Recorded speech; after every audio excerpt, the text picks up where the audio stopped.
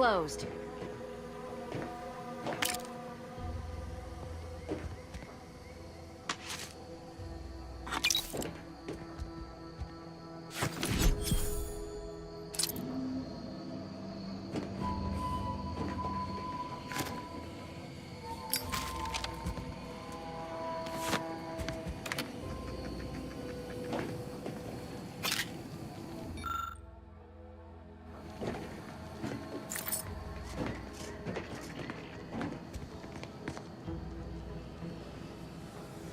Did you not hear me?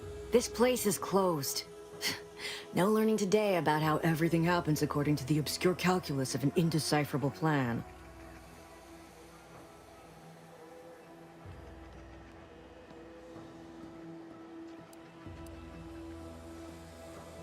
Why are you asking? Who are you? The people she tried to kill. By the architect. I had no idea. I wish I could say it was unbelievable. I was afraid she was becoming a danger to herself and to others. But this is horrifying. Yeah, imagine how we feel. Why don't you tell us where she is so we can make sure she ain't being a danger to herself or others?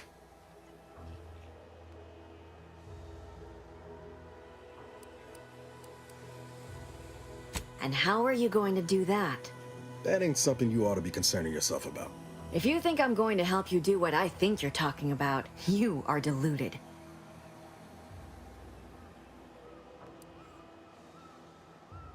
It is of no matter, regardless. I do not know where she is. I haven't seen her since before the corporatists invaded the island. I'm afraid she's going to do something terrible, but I just don't know what. Maybe none of this would have happened had I not introduced her to Victor. How did... You saw her terminal, didn't you? Victor's an Order archivist. We were all friends for a time. But then, shortly before the schism, they started talking to some others inside the Order. That's when things became tense. I started to become uneasy, scared, really. She kept getting angrier with the Order the more she worked with Victor and her other contacts. On top of everything else, it became just too much for me.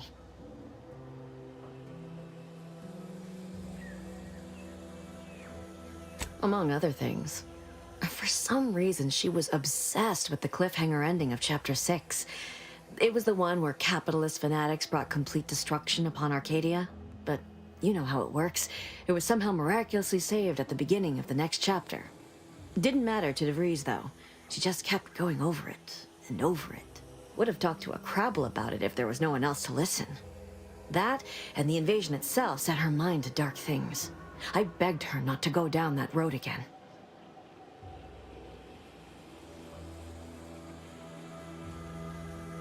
She was so agitated when I first met her.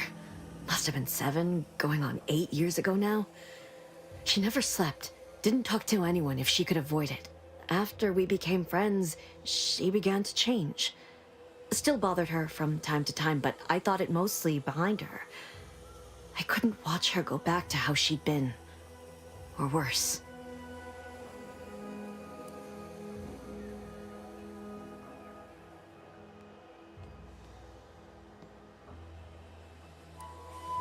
We became friends when she... well, she saved me. I'd said something without thinking. Must have been distracted. We all know to watch every last word we say. For some reason, she interceded on my behalf with an arbiter. And she convinced him he didn't hear what he actually did. No one does that. Void, I didn't think anyone could. We all were, originally, before the schism. But she never gave it up, even when it became illegal to even mention their name. Which was surprising with how angry she seemed to be getting with them, even as she was deep into scheming with Victor and the others. She even continued to sign her messages, "See you in the equation." It's all so confusing.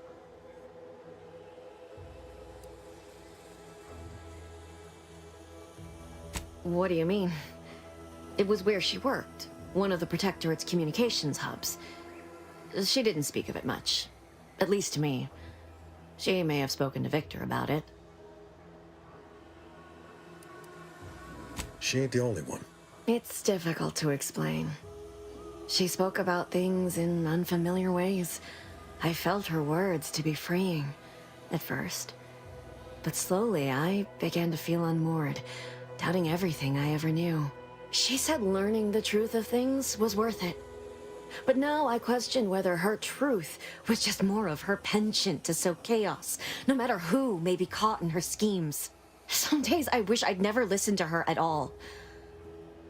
Others, I can't help but miss her. Even with everything. Know a little something about that, too.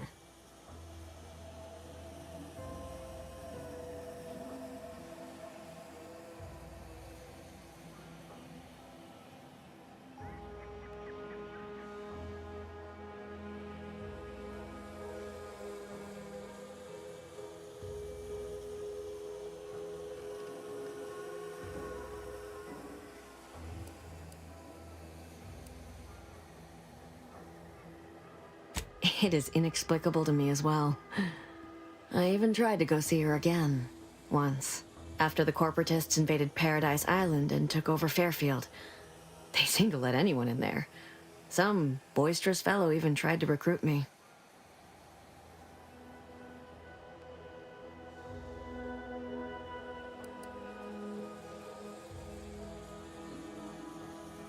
Yes, and I am shamed to admit it.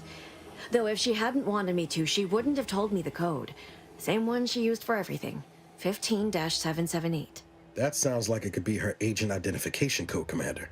She said it had some meaning from her previous life. I'd hoped she'd left something for me, but the safe was empty.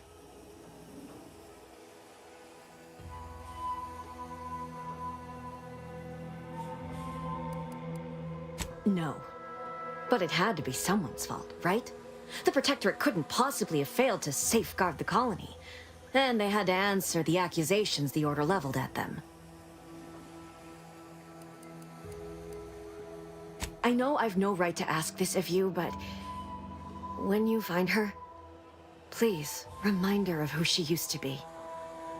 She's unwell, but I know there's still hope for her.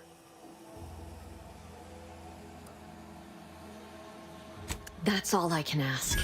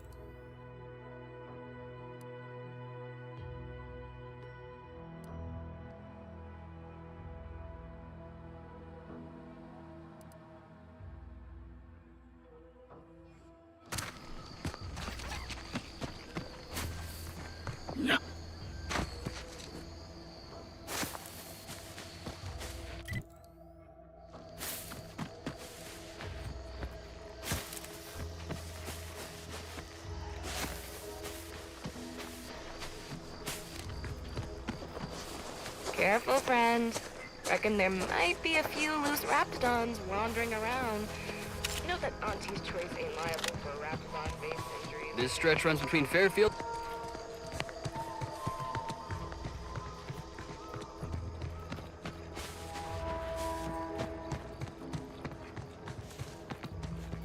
Careful of friendly fire if you head down past the farm. Last time we wandered past, they opened fire on us. A real code 472. Oh great, a 472. Been a while since I had to dodge bullet spray.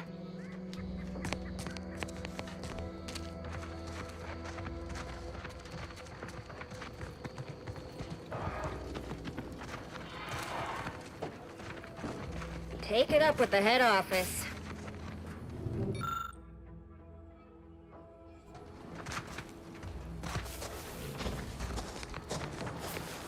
I don't even want to think about the damage those Crabbles are gonna do to my machines. They're Crabbles.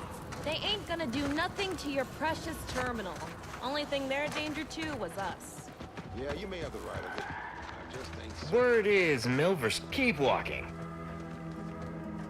Peddle your wares elsewhere.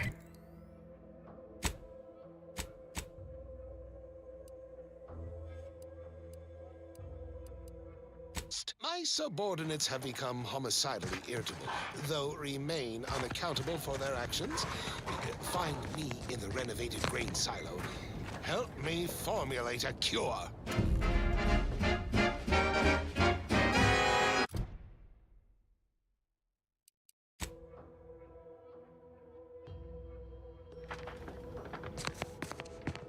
Scout report.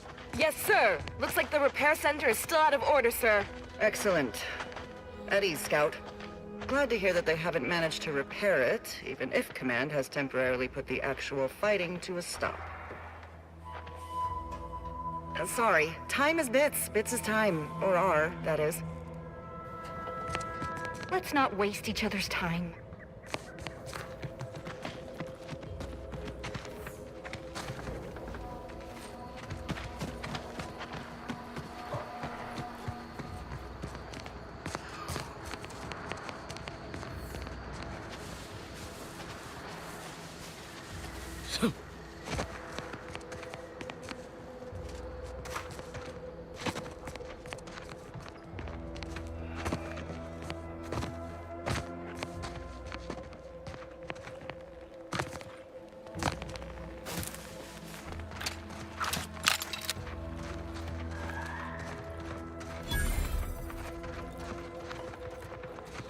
Those guards are mighty agitated, and some are wearing gas masks.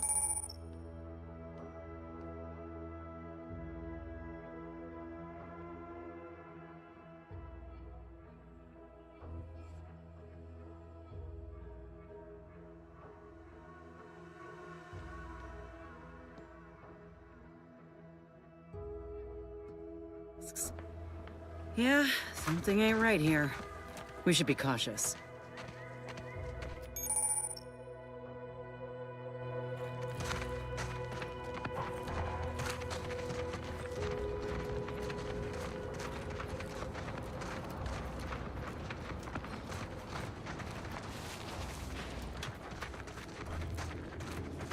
Now what?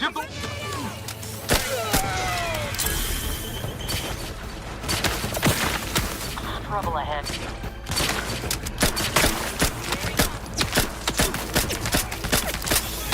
To kill them before you die. Got eyes on some folks. Not walking this off. Moving in. Making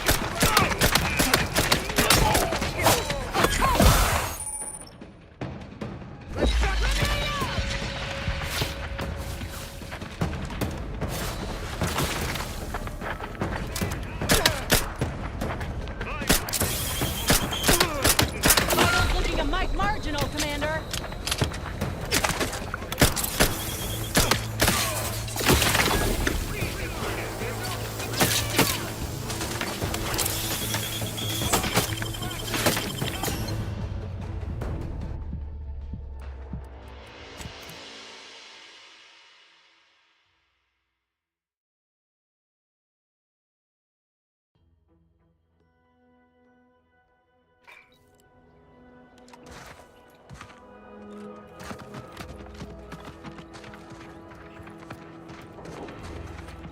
Those guards are mighty agitated, and some are wearing gas masks.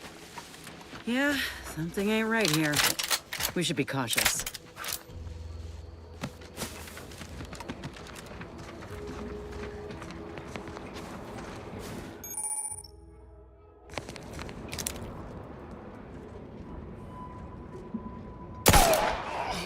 Ready to waste them on your command.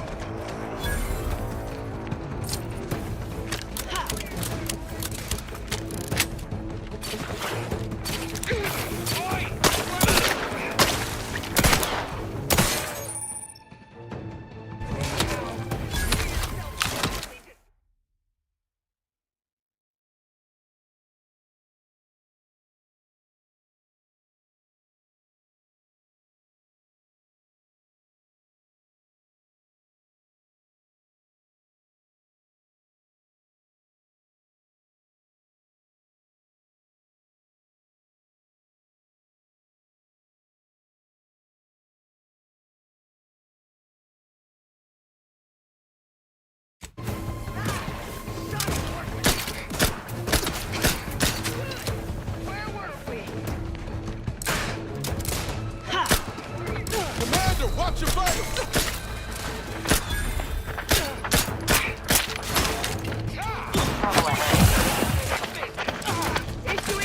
Insides are leaking outside.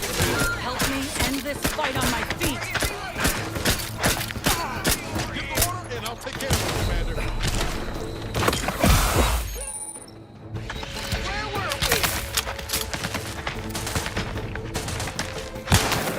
Combat! You lot couldn't hit the broad side of a freighter!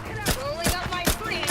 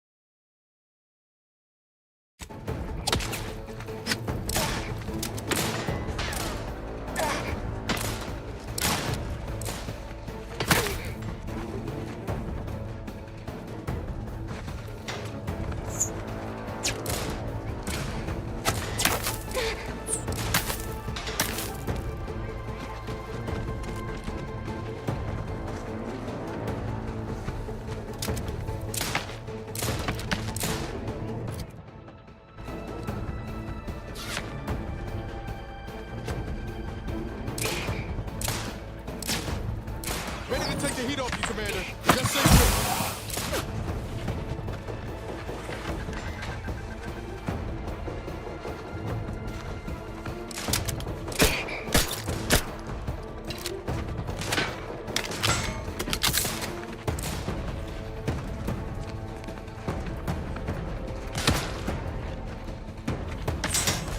How are you still upright over there?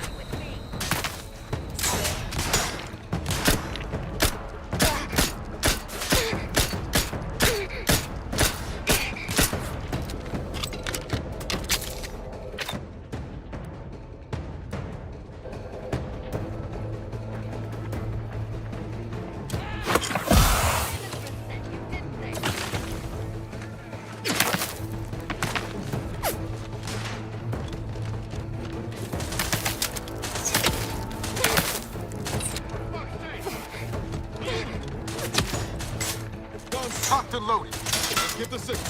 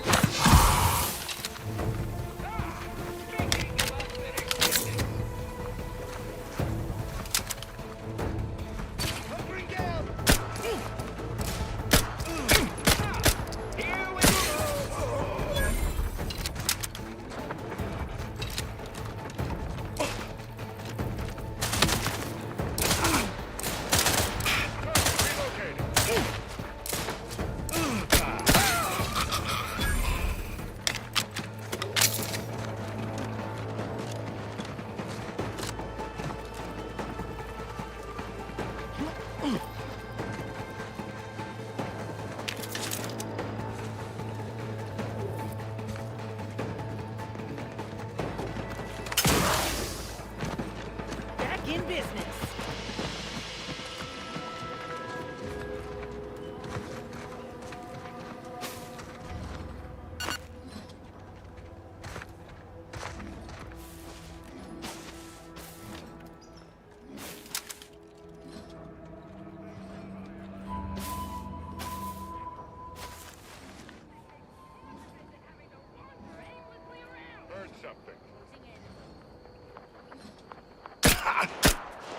Look alive, Commander.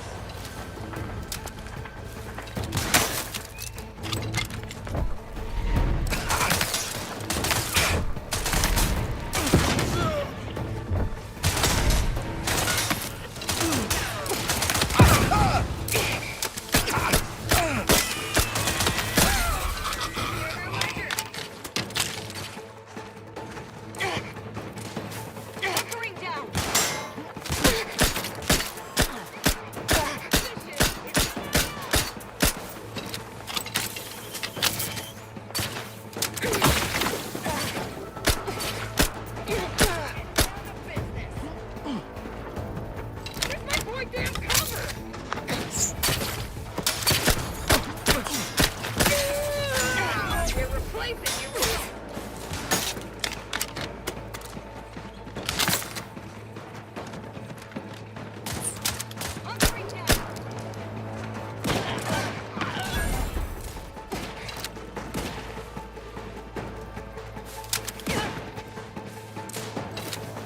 Let me know when you needed a stretch.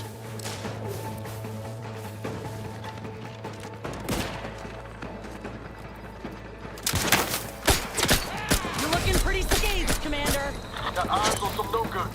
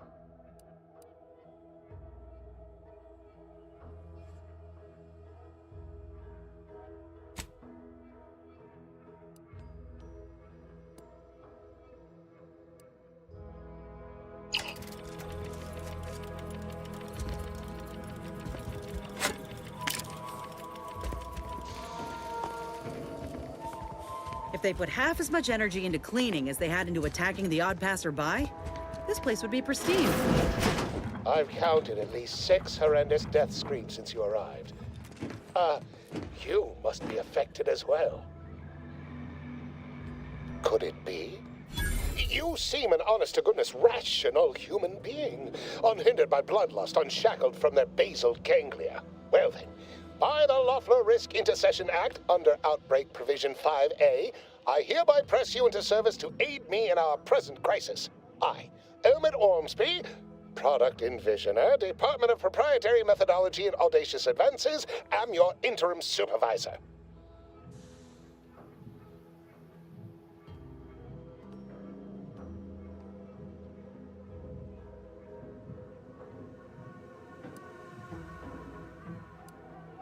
Because I've squirreled myself away inside our test chamber for safekeeping?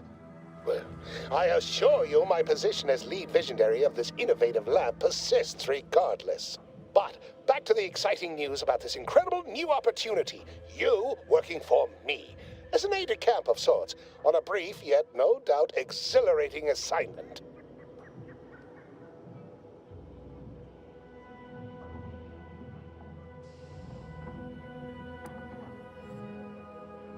Assuming success, your fee will be based on the length of your involuntary impressment, dangers from exposure to undisclosed hazards, etc.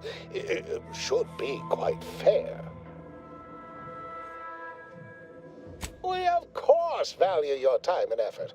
Now, with that out of the way, allow me to tell you a little about our process here. You see, our lab is a far cry from the others. You're part of something bigger here. The individual not only thrives, but shines even more brightly with the help of their brethren. It all requires a certain devotion. In the end, it's really quite in the best interests of everyone's careers.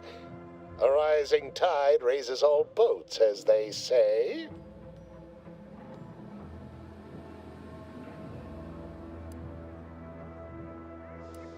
Well, it should all be rather straightforward, yes? I suspect we'd use a top-down indirect coronium synthesis method, don't you think?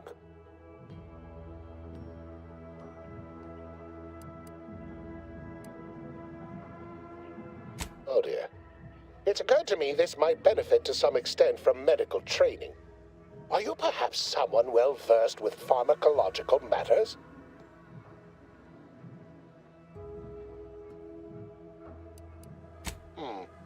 Apologies. I do tend to assume everyone has a doctorate. No matter, if you are capable of following simple instructions, I'm sure I can guide you through it. Tremendous. Well then, before we roll up our sleeves and determine what's needed, any questions?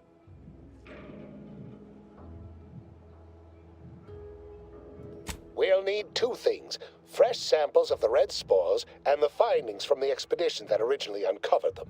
After that, an antidote should be possible in relatively short order, with your skilled assistance, of course.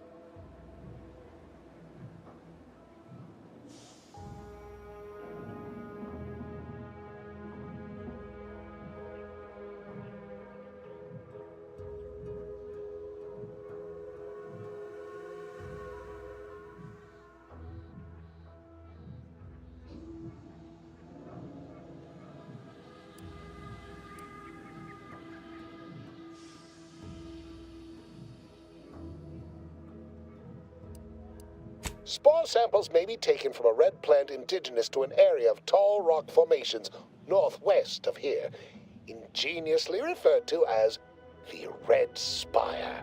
The research team's findings are on a terminal in another building on these same grounds, a satellite lab to this one, if you will. Once we have an antidote firmly in hand, we can save my remaining colleagues, so best not murder them all in the meantime.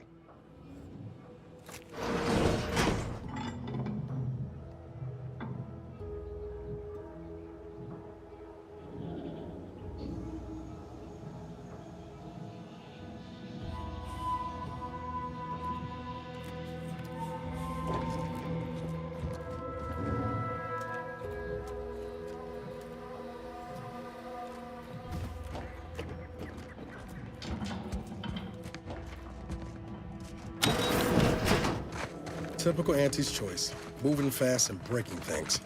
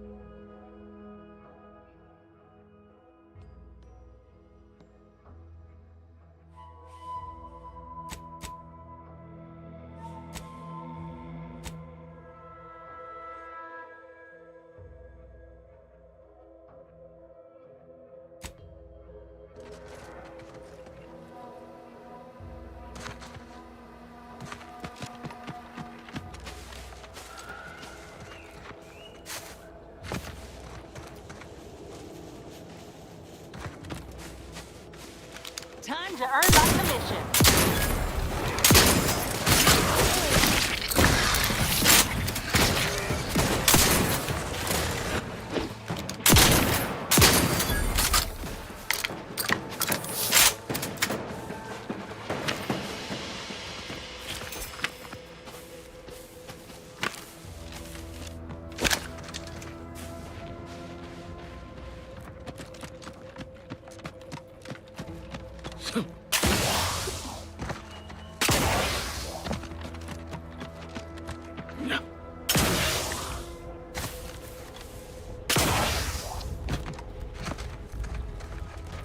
It's a pro.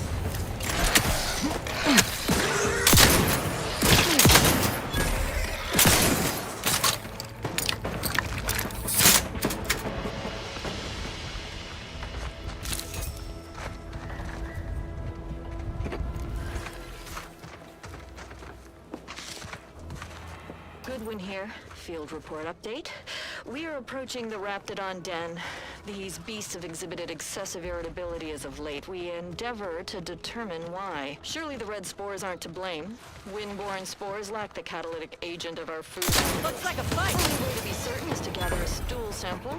Simple enough. A routine task for the Audacious Advances field team. Quiet.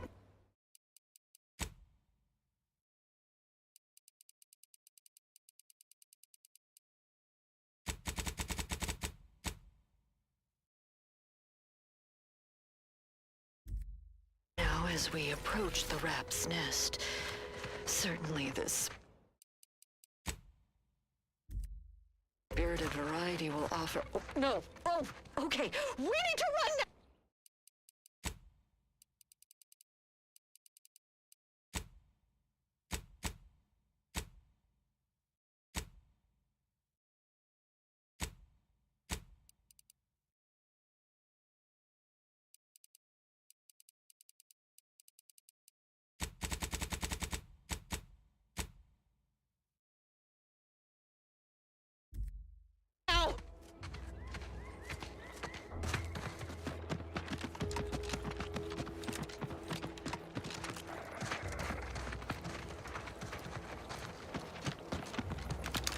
Armed and ready.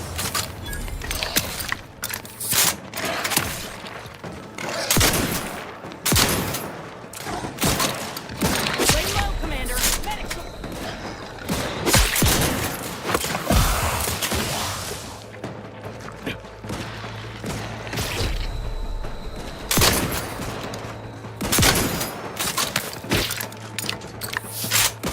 I'm the one you need to worry about. Hey, got a distraction for you.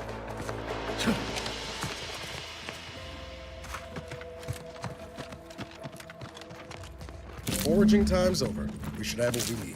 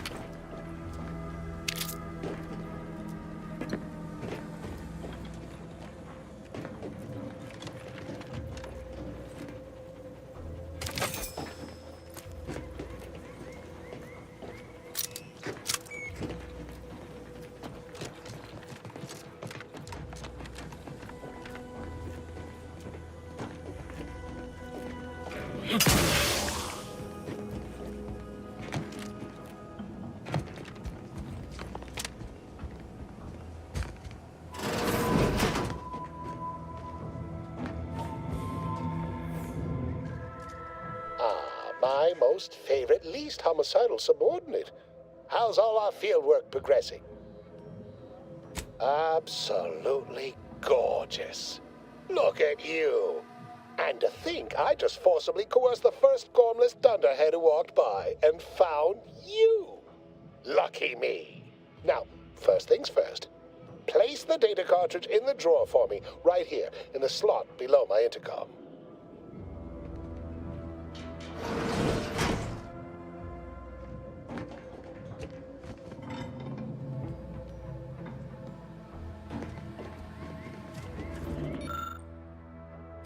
Haha. Allow me to give this a cursory eyeball and... perfect. I'm sure we have the correct neutralizing agent here in the lab. I'll nose out the exact compound within our chemical reserves in 2 shakes of a rat's tail. Always fortuitous to have ready access to a key chemical agent nearby. This might work out yet. Auntie may ignore our recent setbacks if I deliver an easy-to-market product. Just imagine the ad slogans. Air, now with extra fractiousness. Though, I suppose it only works on other Auntie's Choice employees, not our preservative-free rivals. Oh, but let's not get ahead of ourselves. Now we must formulate an antidote. If we're able to save my remaining subordinates, they can help us rush this product to market.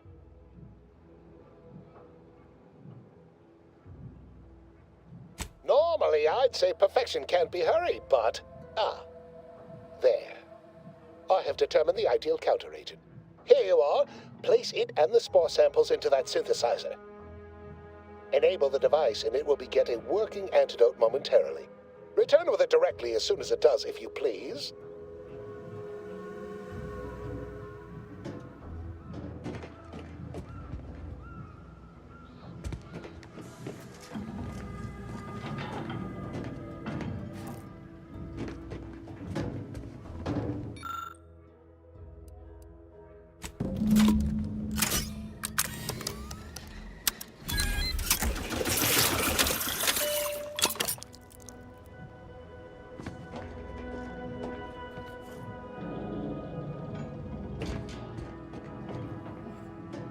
I cannot wait to put this entire sordid affair behind us. Though in the end, this should turn out to be quite a lucrative day. I saw you working the chemical synthesizer. I presume you were successful in creating an antidote? Nice try. But you don't possess nearly the negotiating power you might suspect. Not when I can simply bide my time and wait for another gormless dunderhead to stumble by. Why, let that thick-headed boob amble off with your reward. Not budging? Oh, all right. I suppose I'd be willing to throw in a little extra as a merit bonus for your superlative performance. Wonderful, wonderful! Knew you seemed a bankably reliable sort. All right. I am activating the air filtration system. There. Should only take a few moments for the antidote to circulate. Everyone still alive should be right as rain shortly. Marvelous. You'll find your remuneration in the chest behind me. My supervisor will hear of your actions. Oh, and before I forget, I, Omid Ormsby, under the power granted me by the Loeffler Risk Intercession Act, hereby free you from impressed service to Auntie's Choice. Be seeing you.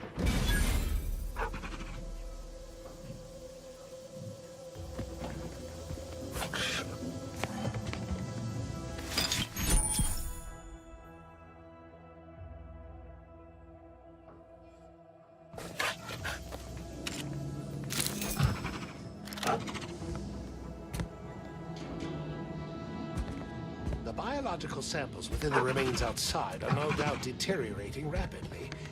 I may have to recreate this experiment somewhere else.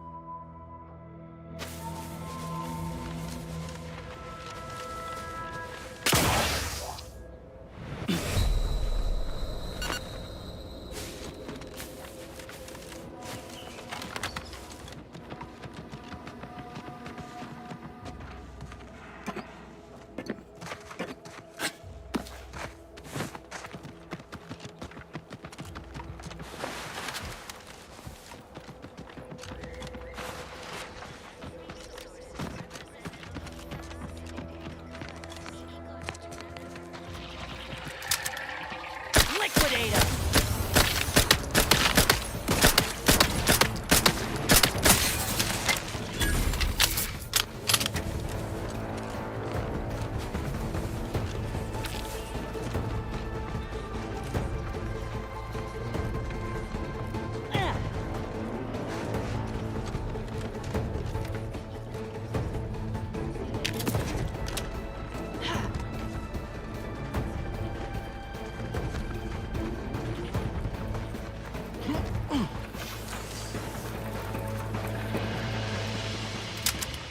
Let me handle this. Time to earn my commission.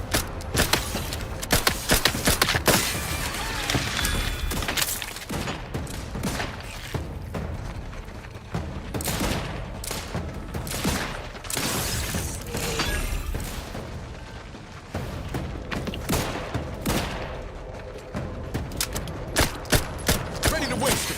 On your command.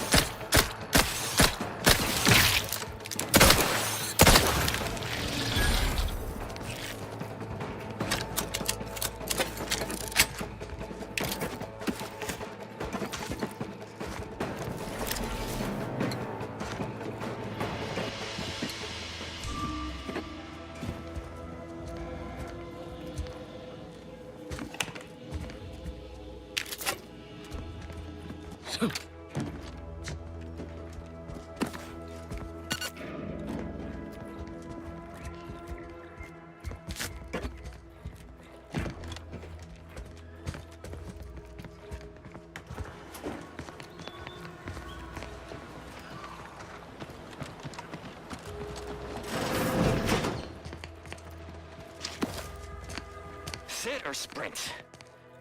Typical predicament for an anti-bottom runger like me. Wish I never snuck in here to begin with. Seemed like a good idea at the time.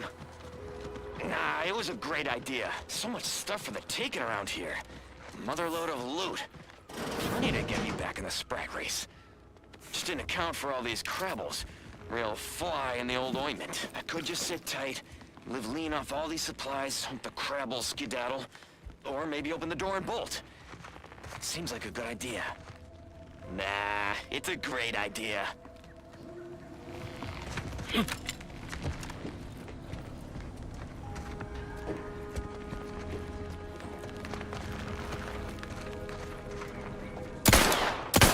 Looks like a fight.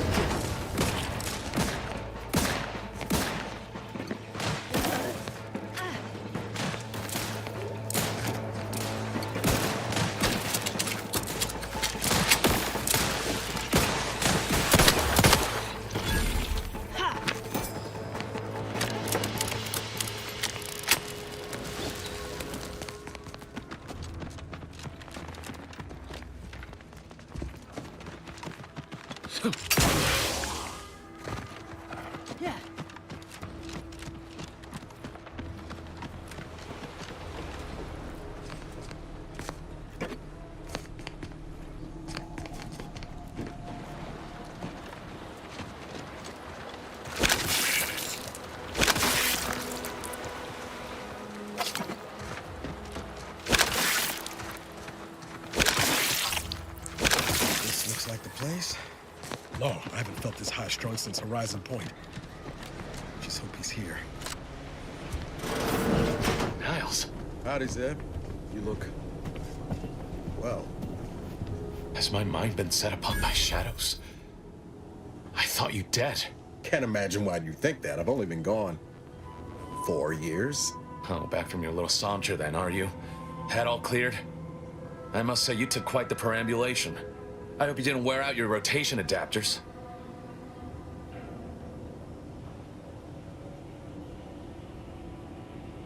Zeb, this is the commander I told you about.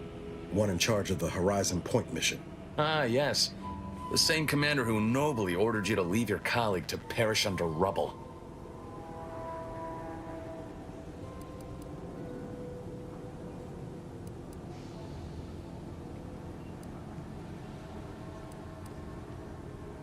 No. I only dealt with the bloody aftermath. So, you are keeping company these days. Just not mine.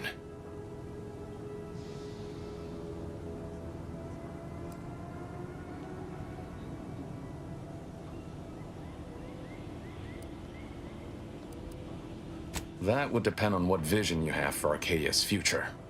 Everyone seems to think they alone know what's best for this colony. Look, I'm not just here to gas you up with empty apologies. I want to set things right between us. Oh, now you want to help. Where were you when the war happened? Or when I was being carted off to mental refreshment? Where were you when I actually needed you?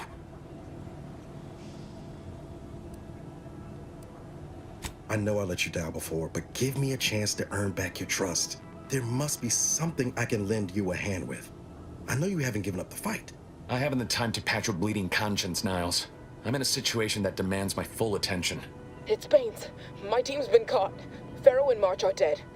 Protectorate are holding the rest for interrogation. A ship is inbound to take us off-world, to the Consul himself. I barely managed to evade capture. Damn it! It looks like the data went through, but there's something wrong with the connection. The cipher isn't transmitting... Found her! You there! Step away from that terminal at once! Audra! Fuck! It's all coming apart.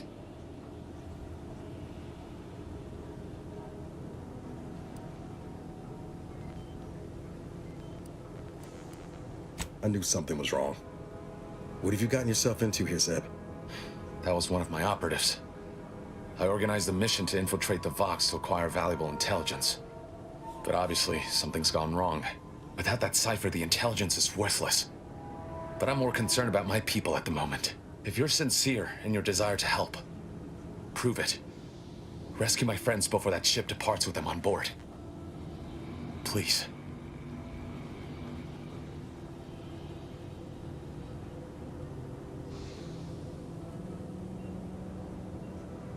I am. Without question. Okay. If they're sending a ship, that means my people are being held on the Vox's landing pad. Use my call sign so they'll know you for an ally.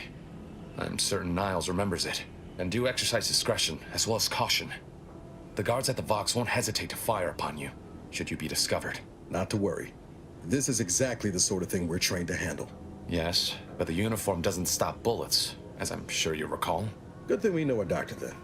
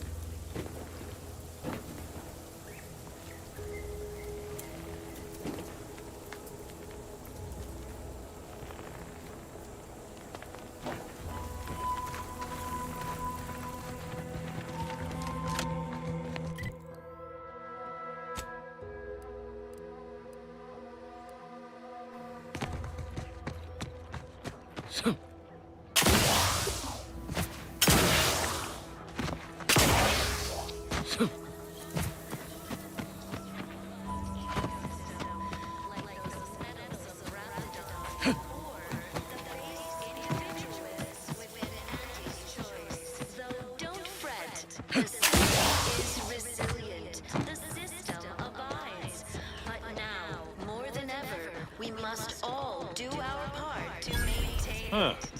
Well, at least it's not shooting the water anymore. How empty are the lives of anti subjects that they need to rely on consumerism to find meaning?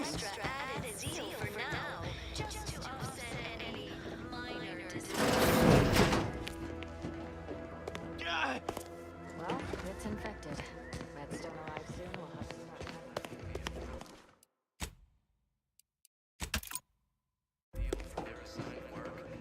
Report them for mental refreshment post-haste. It's not just a good idea. Yeah.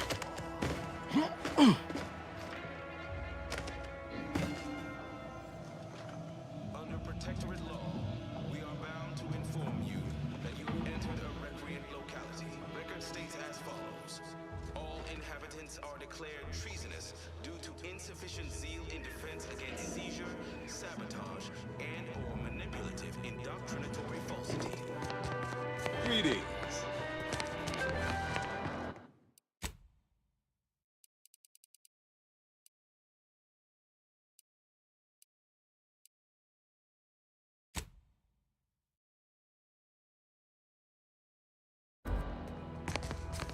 It is my esteemed pleasure to welcome you to Westport, once a shining testament to protectorate excellence, now a picturesque example of the evils of corporatism.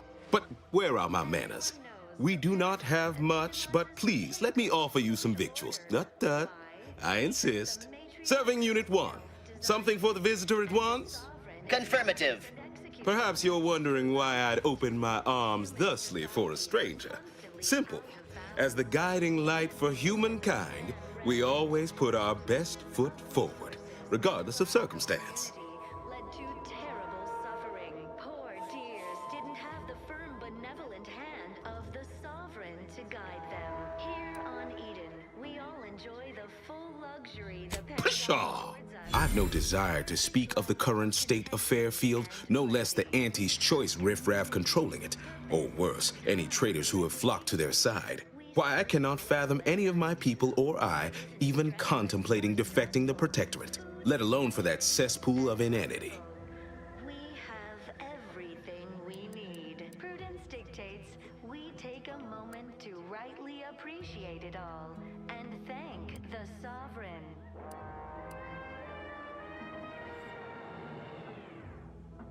Because we of the Protectorate believe in something. We dream, we aspire, together. Auntie's Choice would replace amity and purpose with want. The endless, empty pursuit of nothing. I believe something still can be done. This town can be saved, its people given a reprieve. Were we to acquire the one thing vital to our existence. Automech parts. What?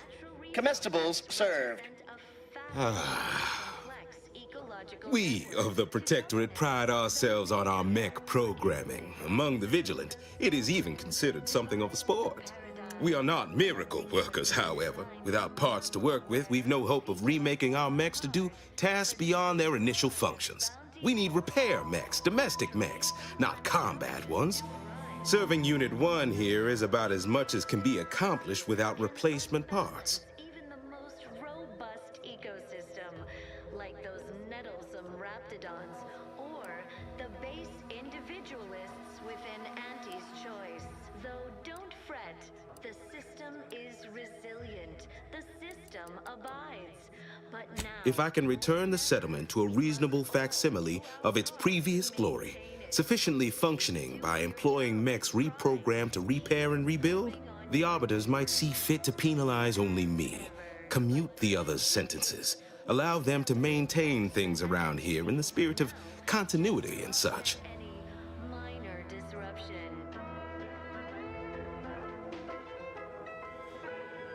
Hence my use of the term reasonable facsimile. I owe it to every single person here to try. Under protectorate law, we are bound to inform you. Nobody needs go anywhere. Not when we can still save Westport. We of the Protectorate endure as one, regardless of any hardships we must face. It'd have to be catastrophically obvious this place was doomed, and incontrovertibly beyond my means to save it, before I'd even consider such a recourse. Our enemies envy our prosperity, disdain our sense of community. When I look outside, I see people who are hardy and resilient, who trust the paradigm, who understand prosperity will return with time and group effort. I have the aid of key pillars of our community, several persons of note and good character who stand with and by me, and our town still functions. Our automechs are still running, mostly. We have a generator to power them, fresh water, the reassuring voice of everyone's neighbor Prudence wafts from our loudspeakers. And lack of community led to terrible suffering. Poor dears didn't have the firm, benevolent hand of the sovereign to guide them. Here on Eden, we all enjoy the full luxury the paradigm affords us. A perfect life of contentment and plenty. We have community, purpose, time for recreation. We sleep well at night. Work isn't strenuous or stressful. Food is nutritious and plentiful. We have everything we need. Prudence dictates we take a moment to rightly appreciate it all and thank the sovereign.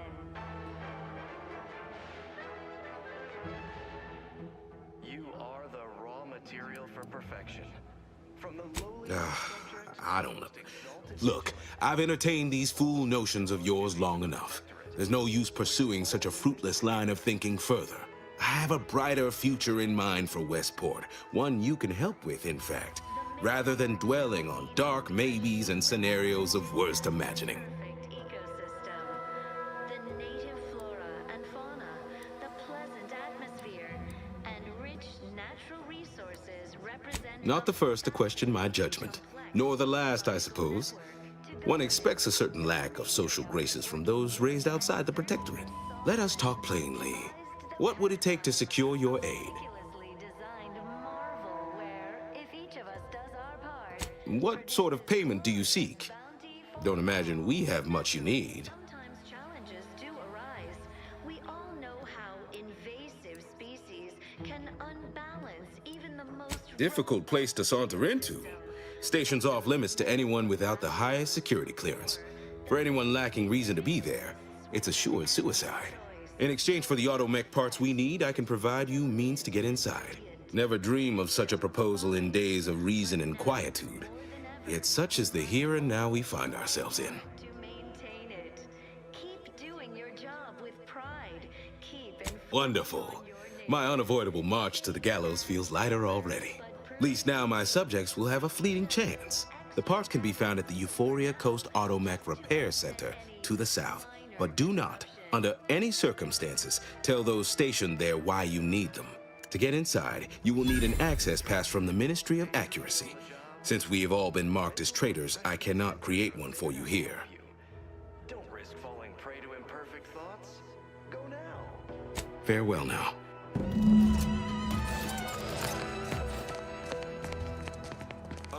Hey, Commander. Could I have a word with you real quick? I hope you're not seriously considering helping the Protectorate here. I know these folks seem on the down and out, but we're as like to do more harm than good by siding with them.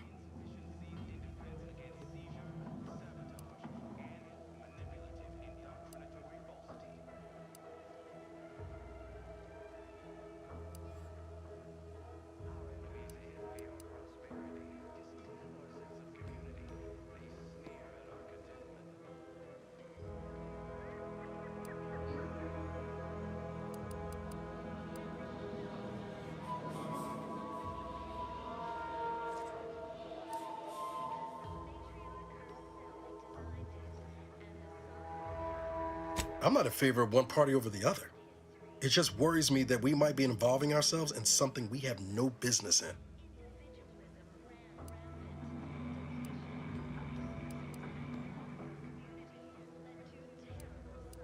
Your heart's rightly placed, Commander, but past experience has taught me that sometimes helping causes more harm than good. That's all I'm getting at.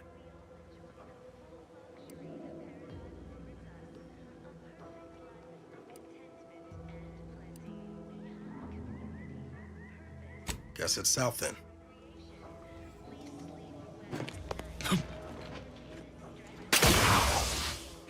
Prudence dictates we maintain sufficient zeal at all times.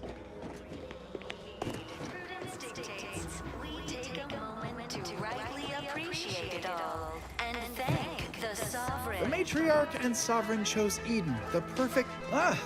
appeared right out of the aether. Just as I imagine our proud sentinels do. Like, here I am, your innermost thoughts are known to me, and nobody once hears from you again. Caught me reciting passages from a beacon to the cosmos, illustrating my steadfast fidelity. All subjects prosper under the guidance of our beneficent ruler, the Sovereign. That part always hits me directly. To quote my personal log, an essential passage, rightful and true.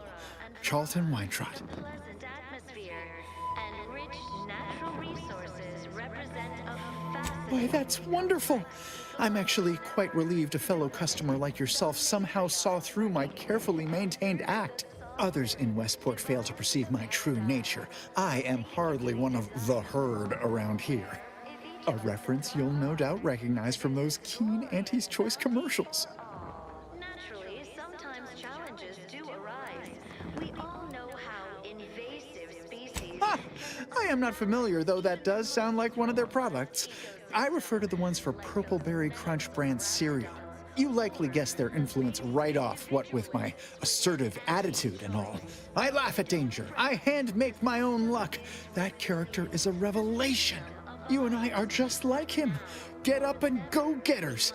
Say, did Auntie's Choice send you here? Don't fret, I am exceedingly skilled at keeping secrets. But prudence dictates we give it a little extra added zeal for now, just to offset any minor disruption.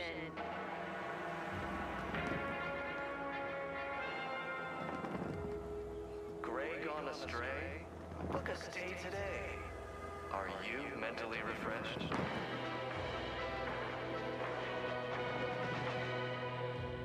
Under Protectorate law, we are bound to inform you that you have entered a recreant locality. Record states as follows.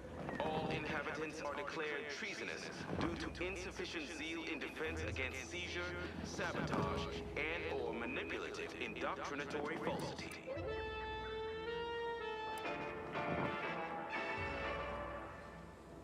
Our enemies envy our prosperity, disdain our sense of community. They sneer. If I understand the subtext, that means yes. Dearie me, you are the first secret agent I have ever met. At least in waking life. Now, do tell, what is the latest word from the field? Because the matriarch herself designed it, and the Sovereign embodies and executes... Really? What was he like? Bold? Assertive? With a wildly obstreperous theatrical air? Individualism ran rampant. Depletion of resources... An audacious proposal. Yet this place, despite its recent humidity, remains comfortable and familiar.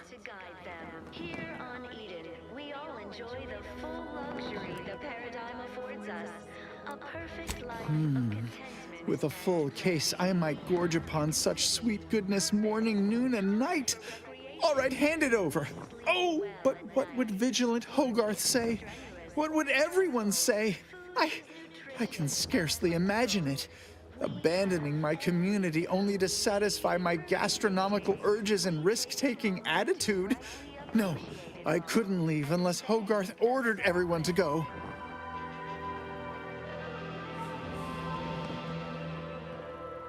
You are the raw material for perfection. From the lowliest Righto! Well, you seem rather confident. Best of luck, I suppose. You are surely going to need it. Please inform me if, I mean, when, of course, you receive it. The matriarch chose Eden because As a recent convertee to Auntie's Choice, I'd be honored to share my maverick, individualist perspective. Well, I can tell you someone who thinks he's important. Pinckney. Ever since he became interim chief mechanist, he's been crying day and night about that generator. If anything happens to that thing, I worry for his mind. devised the paradigm, a meticulously designed marvel where, if each of us does our part, produces glorious bounty for all. Naturally, sometimes challenges do arise. We all know how invasive species can unbalance even the most robust ecosystem, like those nettlesome raptidons, or the base individualists within Auntie's Of course. Toodaloo. The system is resilient. The system abides. But now, more than ever, we must all do our part to maintain it. Keep doing your job. Simply saying I'd rest easier if he'd been assigned to it. Originally. That generator goes? Almost missed the routine certitude of my assigned profession. Extra added zeal for now, just to offset any minor disruption.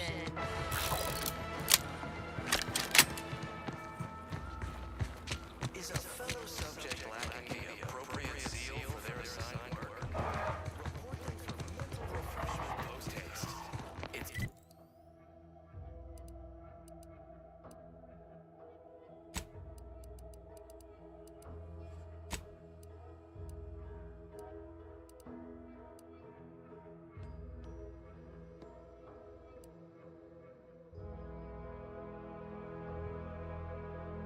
Good idea. It's the law.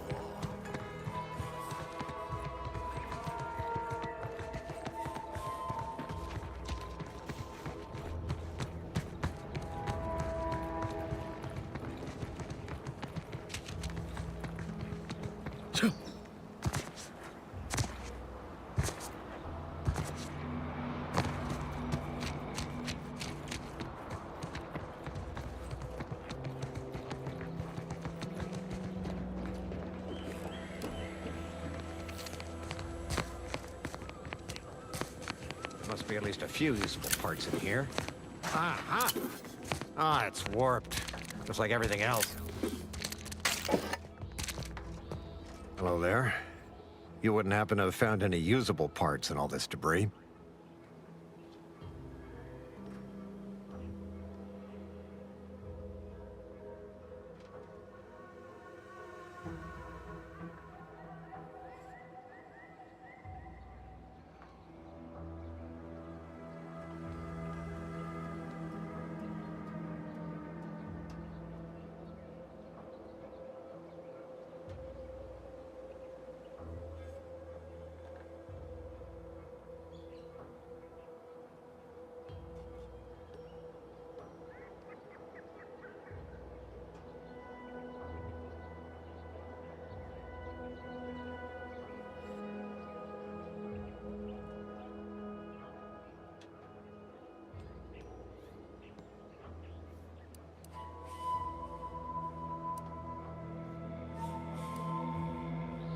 Westport's stockpiles of replacement parts are nearly depleted.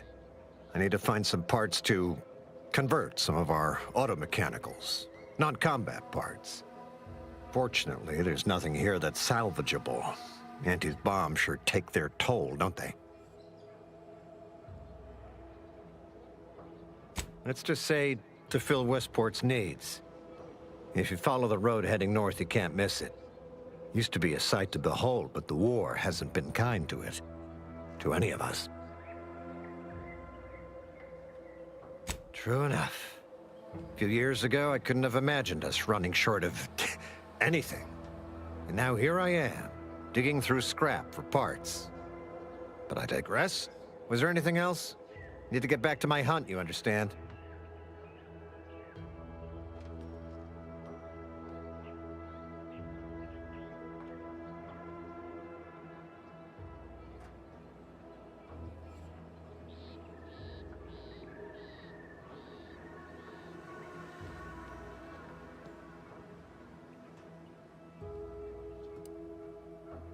Unless I missed my guess, this looks like it was transporting damaged and malfunctioning automechs from the Vox station to the Automech Repair Center to the south of here.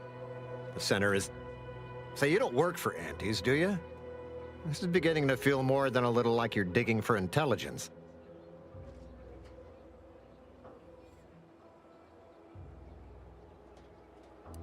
Fair enough. As I was saying, the Automech Repair Center is south of here. Regrettably, subjects of Westport no longer have access to the repair center, hence my need to scavenge. Yes and no. The bomb certainly took a fierce toll, but I suspect these were all in various states of disrepair even before Andy's offensive, which has made sorting out where to begin my efforts here rather difficult. There should be a manifest somewhere, but it's nowhere to be found. Nor are the troopers who should have been escorting this. Or their bodies.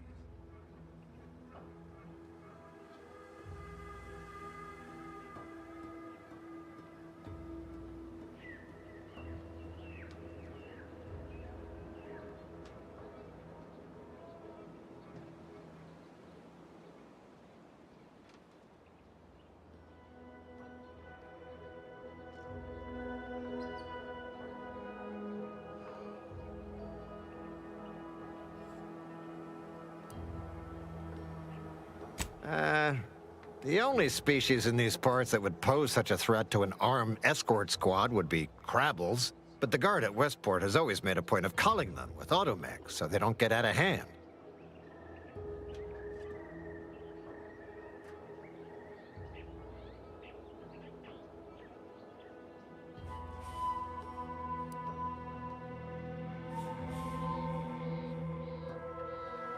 Well, yes, the one and the same... Ah, I see your point there. Not so easy to cull crabbles without operational automechs. Likewise. And please inform me if you happen upon any usable parts.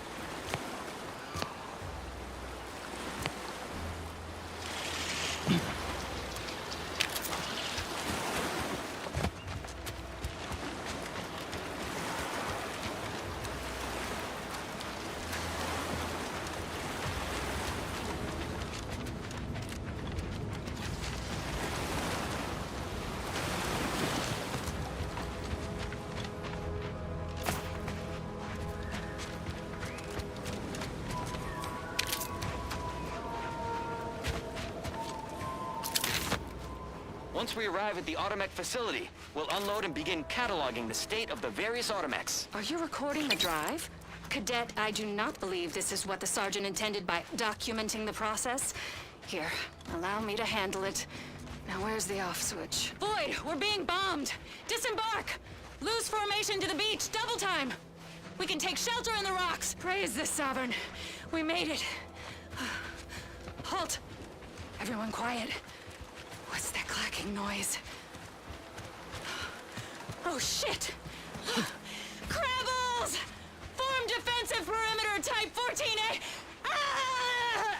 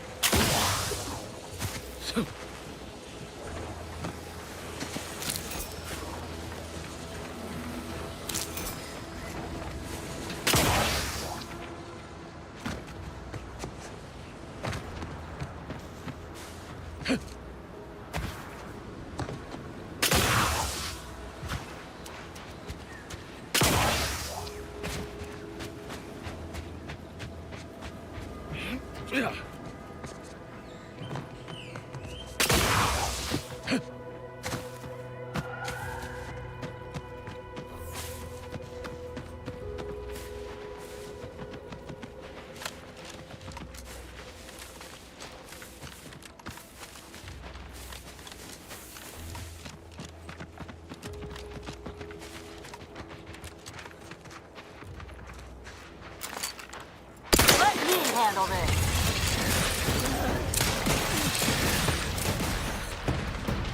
Over here! 3 holes ahead! I'm the one you need to worry about!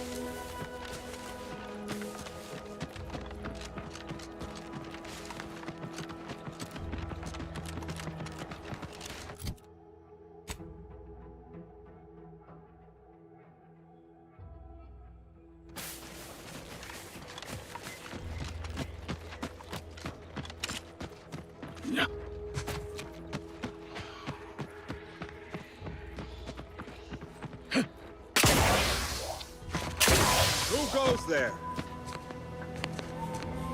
By orders of Marshal Donaldson, no one comes or goes to the Automech Repair Center without approval.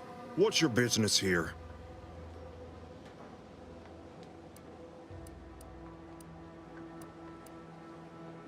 Now you've done it. Slowing down a ranking protectorate official is worth 10, 20 demerits if you're lucky. All right, let's not lose our heads over a simple misunderstanding. You're free to pass. Marshal Donaldson likes to greet new arrivals personally. We'll let him know you're inbound, so no one shoots on sight. Oh, and fair warning, watch out for xeranium gas. We sprung a leak. Nothing too bad. Aside from the headaches, nightmares, missing teeth, and headaches. One more thing. Don't cause any trouble around these parts. Donaldson runs a tight ship and has zero tolerance for lawbreakers.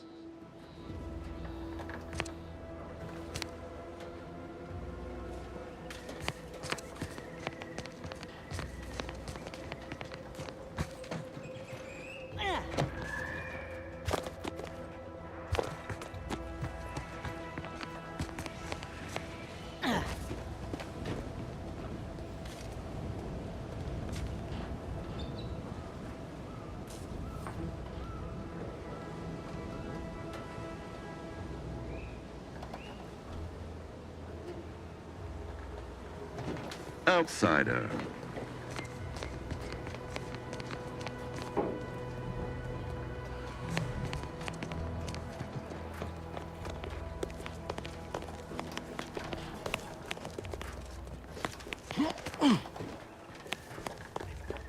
All that matters is getting these automechs to the Vox relay station.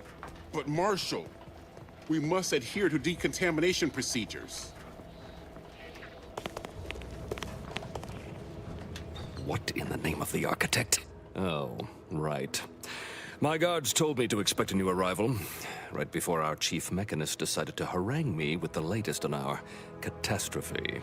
Marshal, you're acting as though I'm not standing here auguring the impending doom of this facility. Woodrow, normally I would be obliged, nay, happy, to receive your senseless jawing, but not today. Perhaps this outsider can assist where you've failed.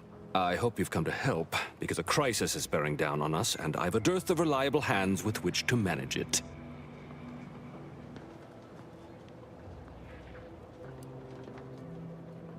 You see, Woodrow, why at this rate, we'll have the facility up and running in little to no time. That's what scares me, Marshal. Like you, me and my consternated head technician are new arrivals, though we may not last long if we fail to repair the xeranium leak. I wouldn't have put it in those terms, but I appreciate someone who speaks their mind. The Vox relay station needs our automechs. But until that leak is fixed, this facility is a target for the sport of Auntie's armaments. Delphinia Bryant is working on a prototype xeranium shield. Whoever uses it will be less disposable and more useful to the Protectorate.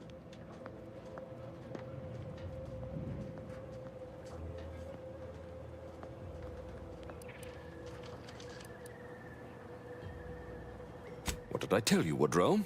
The situation's well in hand. Marshal, those automechs have been corrupted with xeranium. I can't even cogitate on what they're capable of if we lack the time or resources to approach this rationally. Should they go berserk, we may well be turning the very subject you intend to resupply into their victims. We'd be branded as traitors.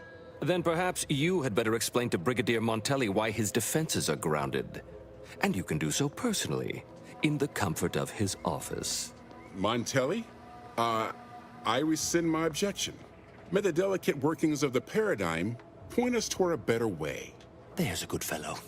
Cleave to your loyalty, and it will never steer you wrong.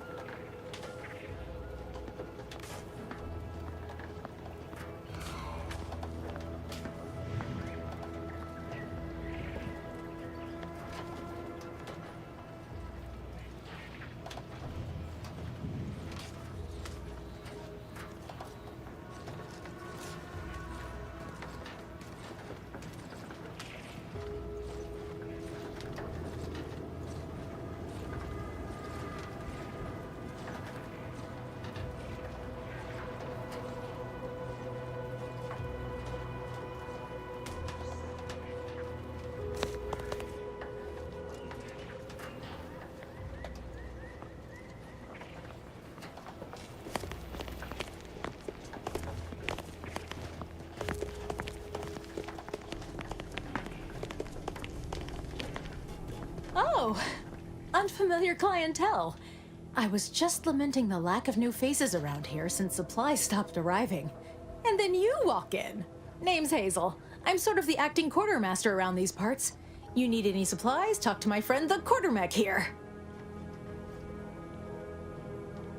You'd think that a fully stocked auto-mechanical repair center would have automech parts, and 9 times out of 10 you'd be spot on. Trouble is, a bunch of supplies went missing recently, right around the time the quartermech completed a routine inventory.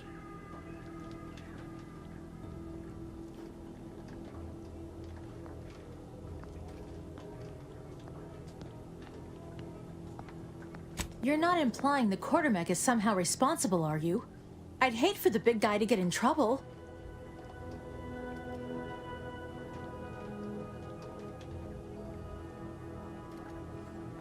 Fair's fair. Better to pay now than lose my favorite quartermech later.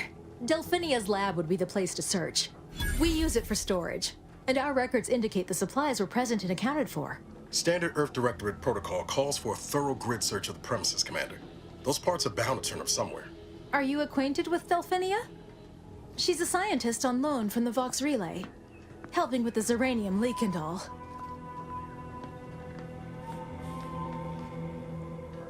Delphinia is not very nice. Or maybe she just doesn't like me personally. Anyway, she's very talented, and I'm glad she's helping out. And I'm never going within 10 feet of her again. Best of luck in your search. Let me know if I can be of assistance. Greetings, potential customer. State your business.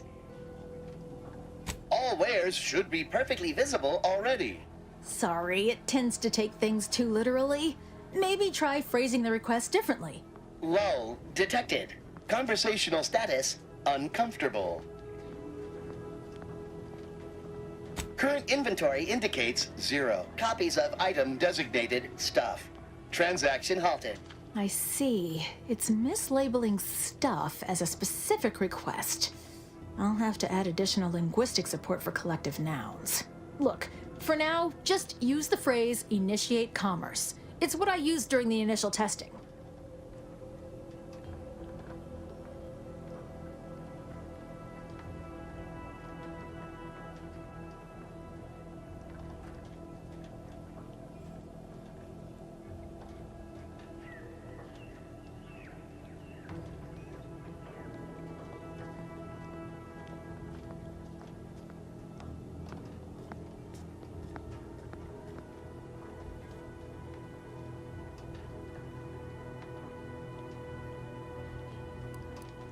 Initiating commerce.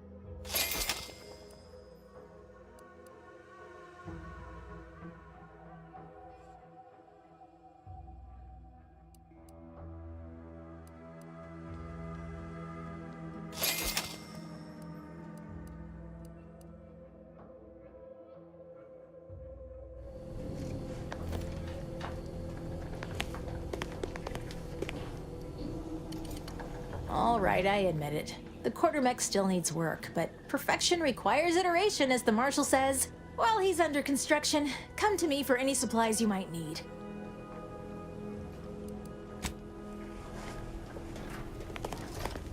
See you soon, I hope.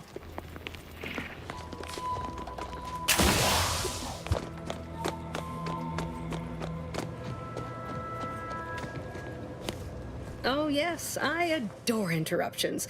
I was just saying, what's best for stoking the spark of invention? Regular disruptions to one's train of thought. Now, what is it you want?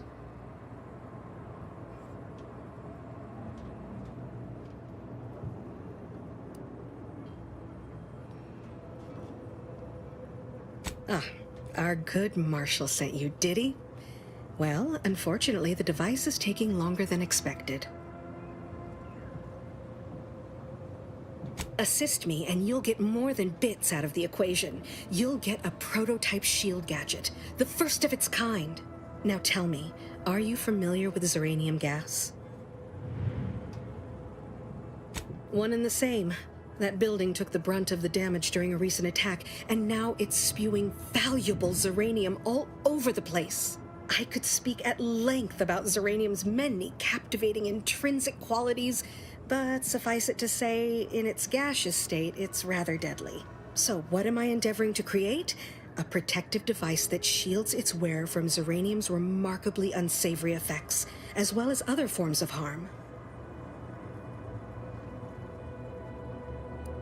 Quite splendidly, if I do say so myself. The principal function of the device is confirmed operational. I merely need to work out some minor implementation concerns. Alas, while I'm occupied with inventing this shield gadget, I also find myself in need of assistance regarding its key components.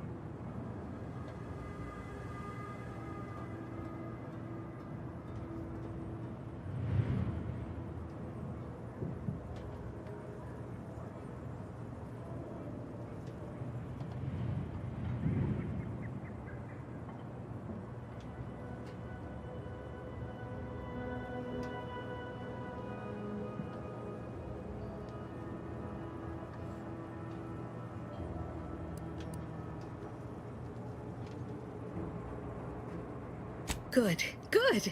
Wonderful. As an added incentive, I'll allow you to keep one of the prototypes once the work is finished, so you be sure to give it your all. Now here, you'll need this apparatus. It's for collecting stray Zeranium effluvium. Gas, that is. My supply is running low from all the iterative testing I've been performing. Merely activate the device once it's inside a Zeranium cloud, the one around the main hangar specifically. Try to avoid any fields of dense Zeranium, or death is all but assured. Any questions?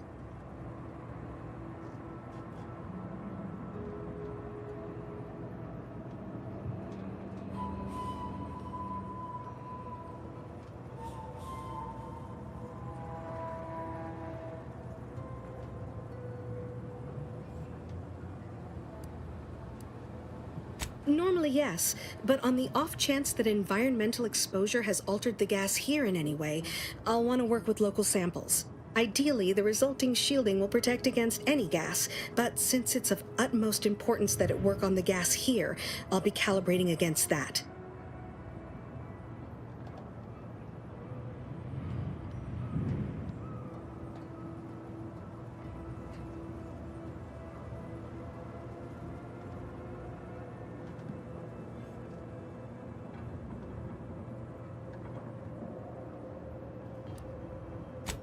So exhilarating to have a new subordinate. I look forward to thoroughly scrutinizing your work. Now, shoo-shoo! Off with you now! Gather those samples! Shoo!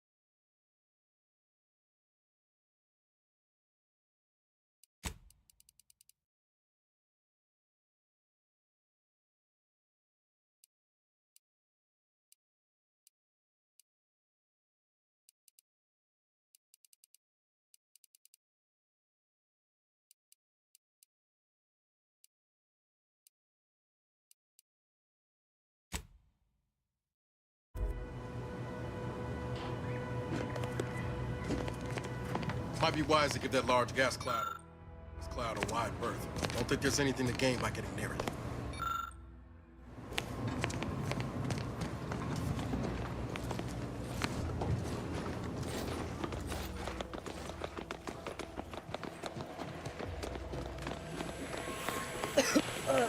Commander, I think this stuff is eating my lungs from the inside.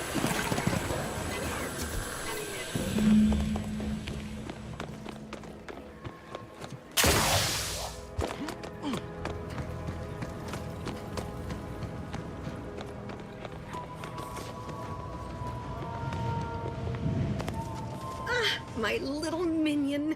I trust you've made progress in your tasks?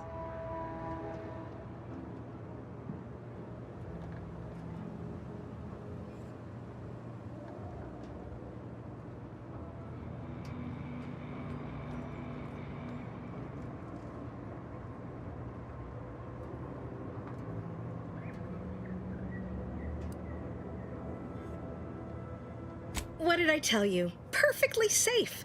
Either that or you tolerate Zeranium poisoning like a champ. Good for you. Should you suffer from any lingering symptoms of contamination, visit the medical center and they'll get you squared away. Now, on to business. The device already generates a field exactly as specified, albeit on a very small scale. Still, progress is progress. What's needed now is something to help extend and shape the field around the user. I require a component called a catalytic amplifier. You'll be pleased to learn there's one right here at the facility, in the Dragoon that's patrolling just outside.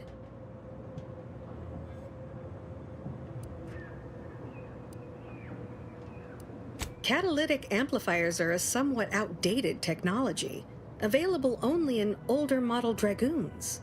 Unfortunately for me, our chief mechanist, Woodrow, wasn't enthusiastic about my proposal to gild his only combat automech. So you may have trouble getting your hands on the catalytic amplifier.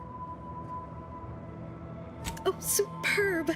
I'm almost tempted to ask how you managed it, but pressing on. Just a moment to remove what I need and install it in the prototype. With this gadget, you'll be shielded against more than Zeranium, you know. Damn near everything, as long as it's charged. Now, report to Marshal Donaldson, if you please. He's rather impatient to end this crisis so he can turn his focus back to the war.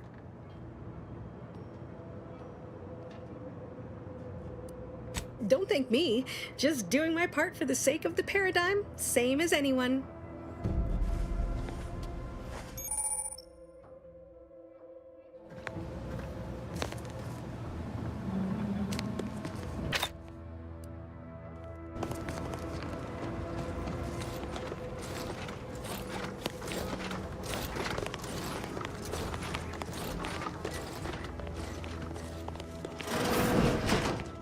What brings you to this fine establishment? Caught a piece of shrapnel during the attack. What about you? Zeranium poisoning. Only in some cases the doctors are with. Oh, a new arrival. Oh, and what's this? You, I dare say, are exhibiting clear signs of Zeranium exposure, stranger. Fortunately for you, you appear to have a fairly mild case. I imagine you haven't even noticed any symptoms yet.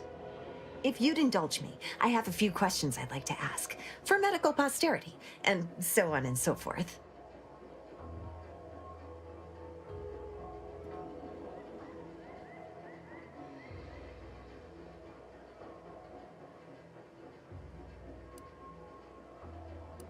First question, can you describe the conditions in which you were exposed to the Zeranium? Ah, another assistant. Should have guessed. I suppose I should be grateful for all the data she sends my way, but I do wish Dell would think more of her collaborators' well-being. All right, next question. How are you feeling? For instance, do your bones seem noticeably softer somehow? Have you observed any sterility on your way in? Or aching in your thyroid or spleen?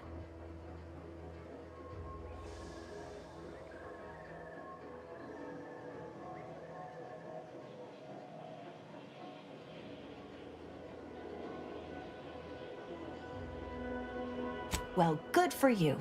Keeping a positive attitude can often aid your recovery. I wish more of my patients shared your optimistic disposition.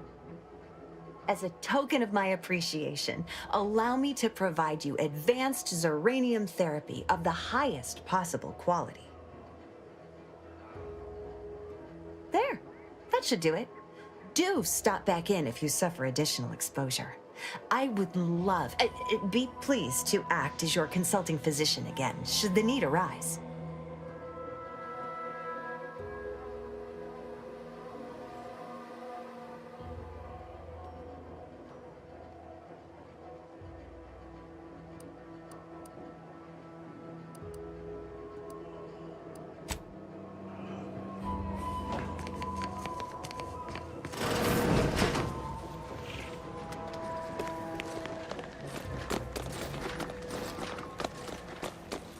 Yeah. Welcome. Glad to have you back.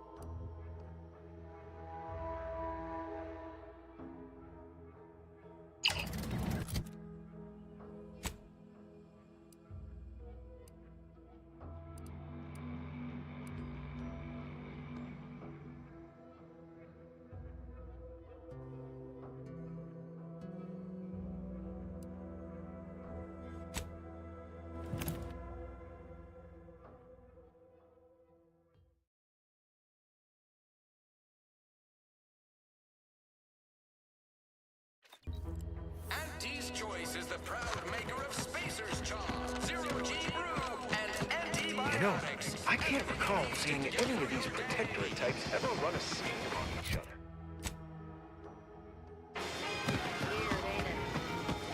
Every time I think I'm having a bad day,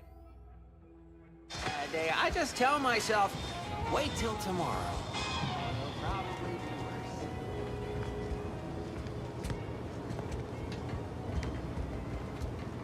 Appreciate your help. These I guess the real treasure were the guns we found along the way.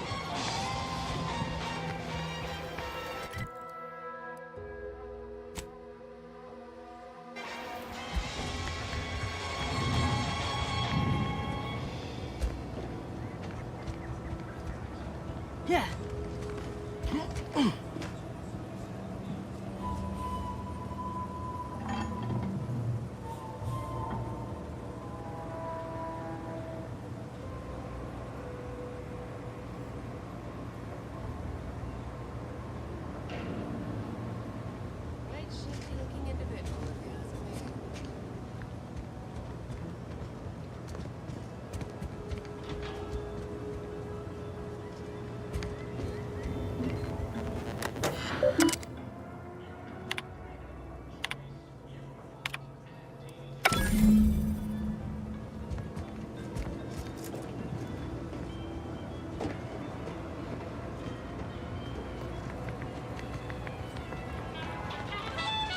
drift's got me awfully perturbed. See reality hard drives without some nerve-wracking phenomenon punching holes in it?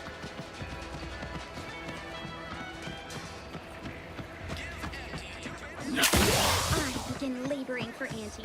I so eagerly want to introduce to the corporate foes. Lawyer's rush.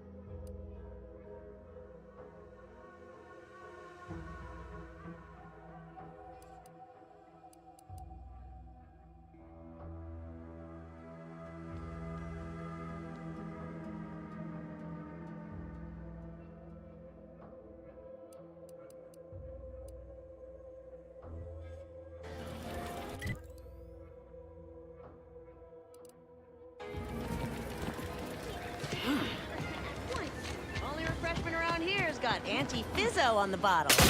Really takes the edge off.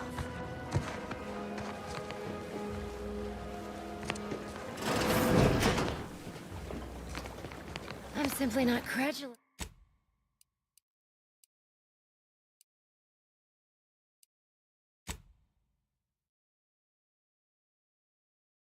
Credulous enough to accept this is where I've ended up. I'd welcome you, would-be consumer, but we are not a retail operation. Please visit the various consumer locations around Fairfield for all your purchasing needs. I have far too many claims on my time to be able to cater to the curious at the moment. I was meant to have help, but they lacked the barest amount of gray matter it takes to keep from getting locked up by excessive corporate malfeasance. So, I'm on my own here, breaking my back, trying to buttress all these vines on top of all my other jobs. Oh, the bits I wouldn't pay for some of those mechs the Protectorate used to work this place. So, is there anything else, or can I get back to work?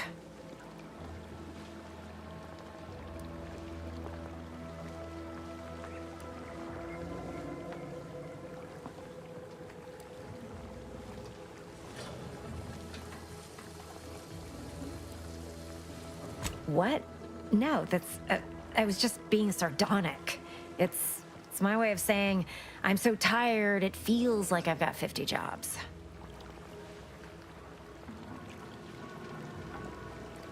Whoa, now just hold up there a minute, friend. I badly turn a phrase and jumble my words a bit, and you're going to call me out as a liar? Huh. True enough on all counts. Plus, you've got the grit to stand there and say it all to my face without any kind of hesitation. You know, I've been looking for some backfills with the kind of cleverness usually only found on the seedy lower decks of the claim. Feel like making a few bits?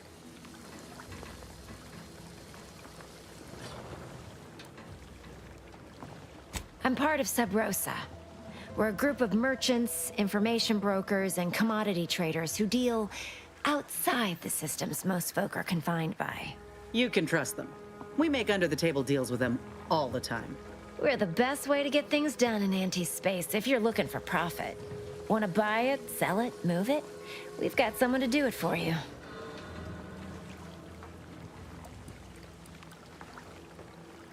Oh, isn't that just wonderful? I had no suspicion when you walked through my door that you'd help resolve the last of the morass Paradise Island has become for us. And all we need you to do is access Quartermaster Cardos's terminal and scrub any Spectrum vodka from her ledgers. It's already been resold, so having it in her system could become problematic. Expunge it, and I get you some bits, and the friendship of Sub Rosa all over the system. You get me?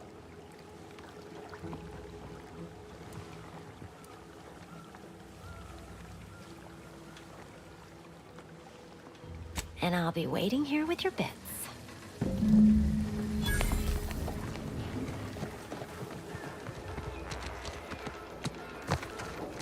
You know, I'm really starting to feel hopeful about settling here in Fairfield.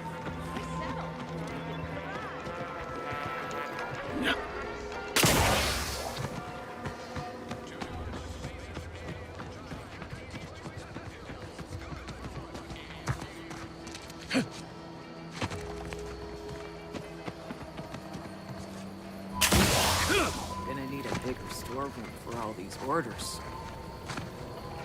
Let me guess. Gun keeps jamming, armor don't quite fit snug as you like?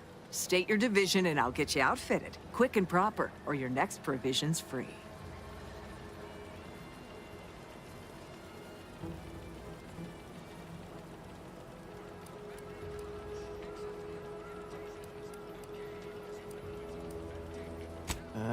If you're not with a specific division, I'm supposed to take down a name before offering my wares. I'll just make it up for expediency's sake. All bits spend the same to me. As Chief Replenishment Officer, it's my privileged duty to furnish our brave troops with all of their wartime essentials. You could say I put the ration in liberation. Tell me what you need, and I'll do my ample best to supply you.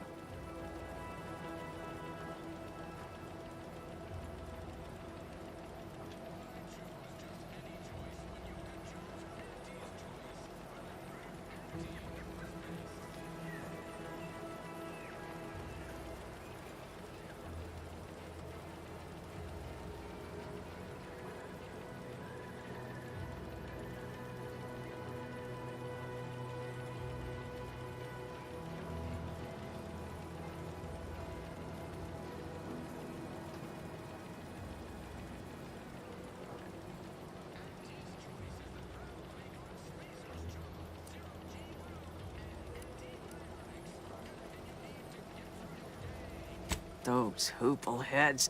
First they botched their work up here, now the Grove. If there were medals for incompetence, they'd be well decorated. Well, I thank you for helping them out. Sorry you had to go out of your way. What do you need this time?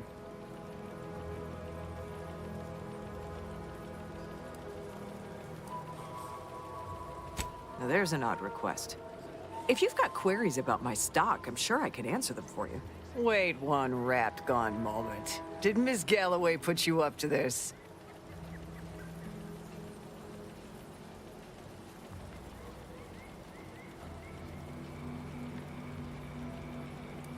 She asked me for terminal access not even a fortnight ago. I'd call it coincidence if it didn't feel so much like conspiracy.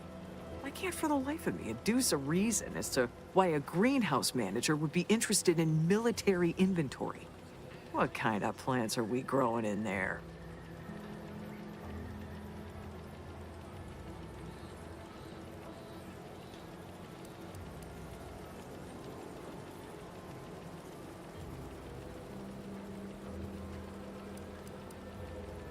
All the while, I thought they were growing healthy little comestibles. They were planting the seeds for psychological warfare.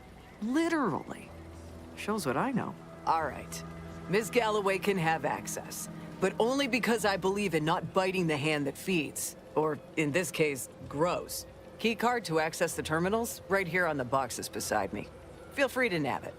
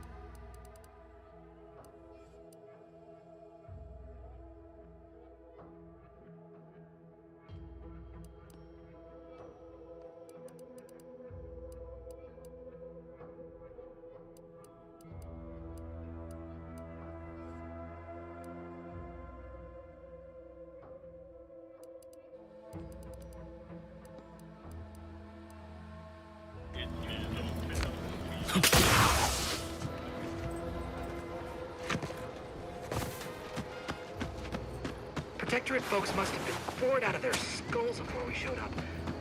Now life in Fairfield... Boy, take this terminal and trash it. That's it. I need a smoke.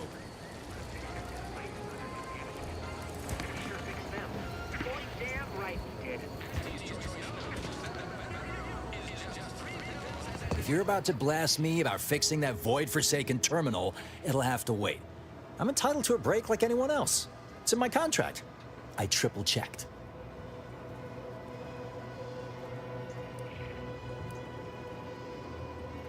Sorry, I've had an accusation of laziness laid at my feet a time or two, and I'm not looking to score more.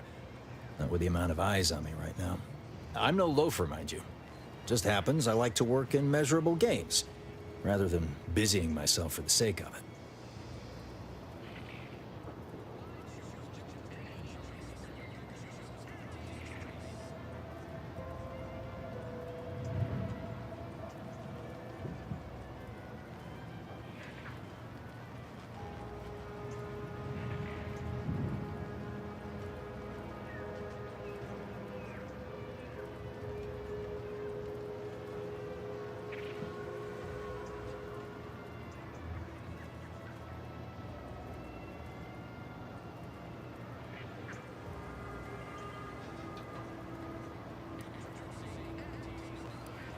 Right. You get it. Unfortunately, this job is turning out more vital to the war effort than I was initially given to believe. Meaning I can't exactly go at my normal pace. I'm getting pressure from the folks up top to deploy these Protectorate drones to the military camp on behalf of Auntie's choice. But that terminal's been giving me some trouble. The drones are ready to launch. All that needs doing is fixing their targeting priorities so they mark us as friendlies. But I can't breach the terminal's security protocols.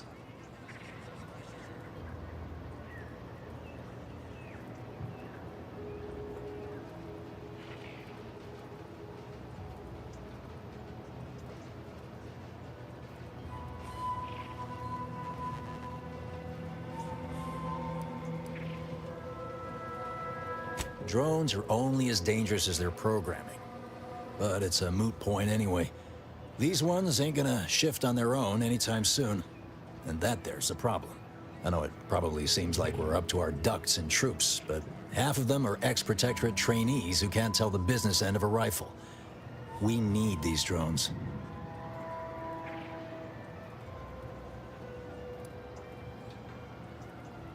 Guessing that means you're flat out of ideas? Figures. Not that I need the help of some Protectorate townie, understand, but... I might have heard my predecessor was odd-jobbing it around town these days. Magnus, I think his name was. Bet a fellow drone operator like him would have some insight into all this... perplexity.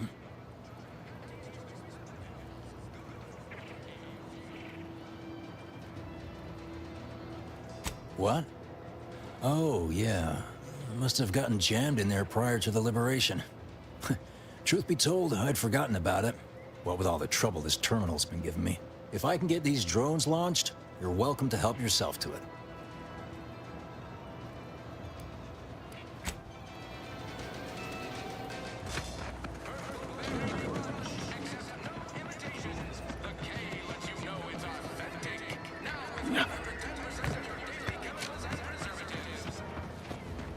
This new corporate life is so confusing for us Protectorate folk.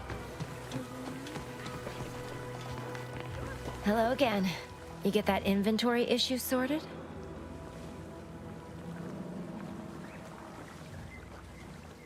How grand. That officially mops up the last of the mess from the buffoons that came before me. And, as promised, my good fortune is also your good fortune. And while this might be a tad fewer bits than you were hoping for, remember, you've also made allies that you'll find all across Arcadia. Just keep watching for paintings of a stylish yellow rose with a split black circle near the middle. Like the one you passed on your way in. Find that rose, and you find Sub Rosa.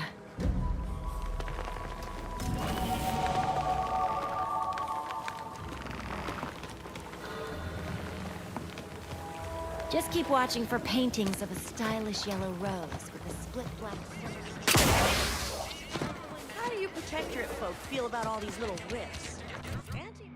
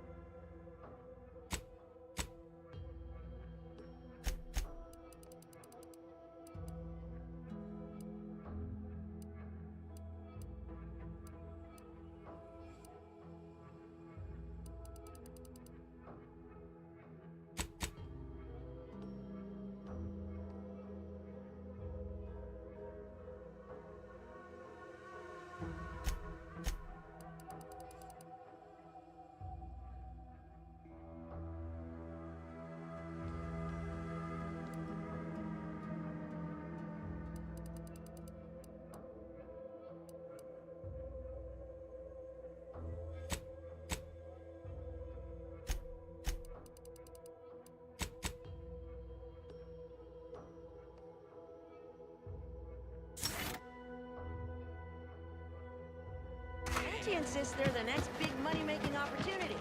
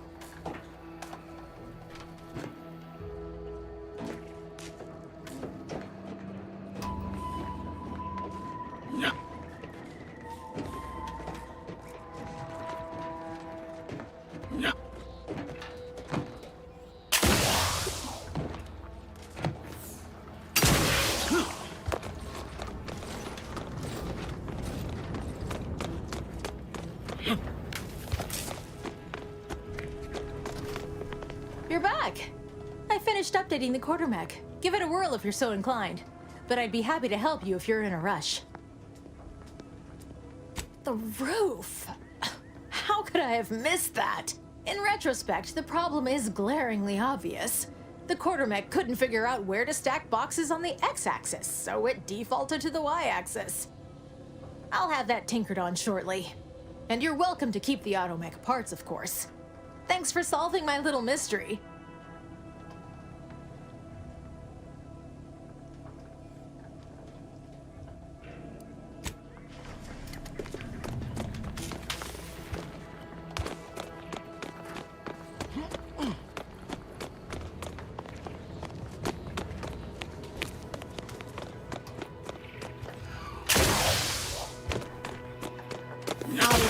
Sealant test number 14 has confirmed a failure. Uranium exposure rate.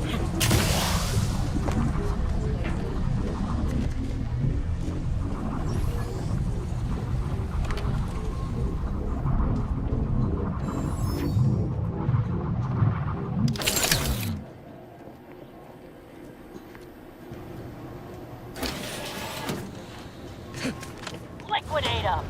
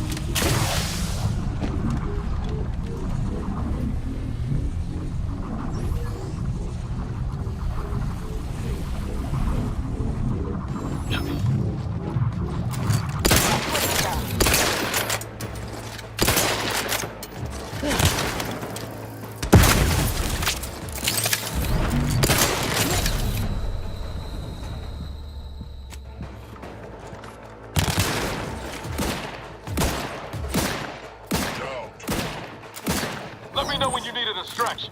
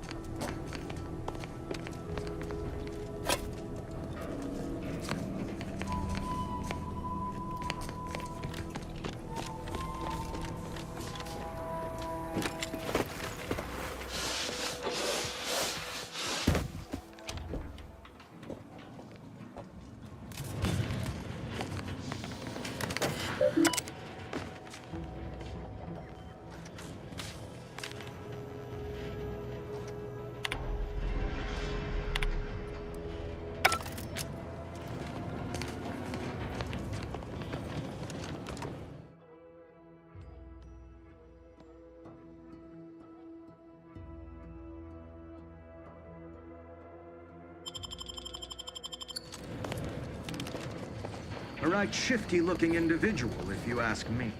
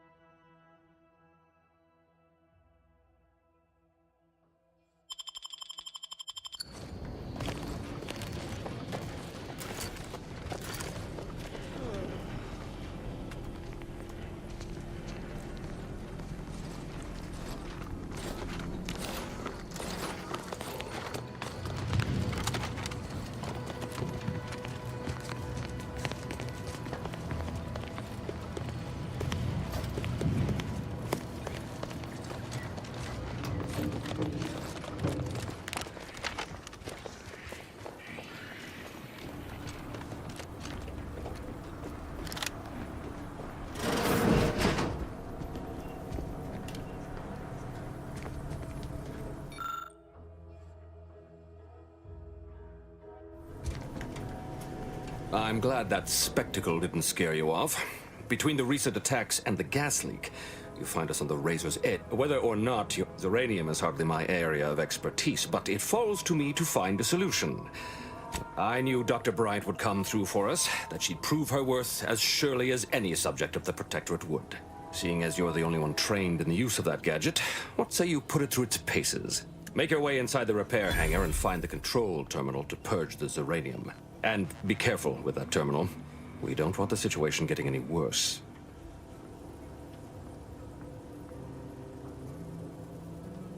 Don't worry about Woodrow. Smart fellow, but his cautious nature gets in the way. Yes, there is some risk that exposure to Zeranium will corrupt our automechs, to use his colorful language. That shouldn't stop us from delivering them on time. I'm sure they'll be scrubbed clean once they arrive at the Vox relay. But that isn't our problem to solve. You be sure and come back once you've made progress on the leak.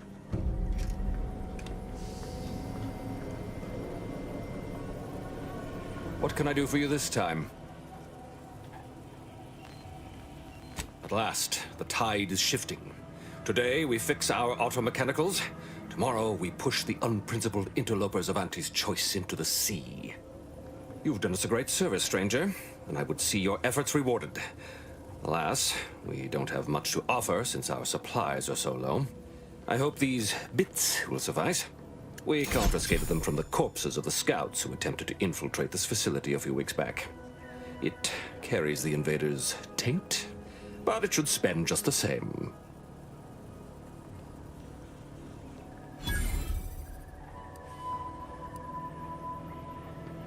The pleasure was mine. The automechs we sent out will be a great asset to the Vox relay station. Now I can show our chief mechanist that he was wrong, and a little uranium poisoning won't do those automechs any harm.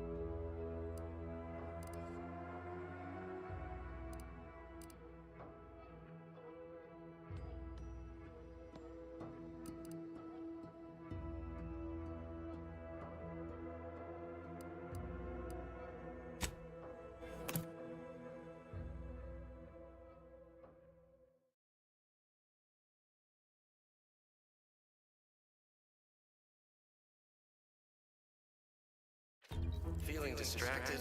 Daydreaming on the job?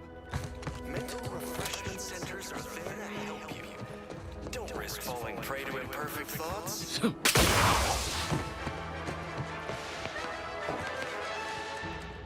Under protectorate law, we are bound to inform you.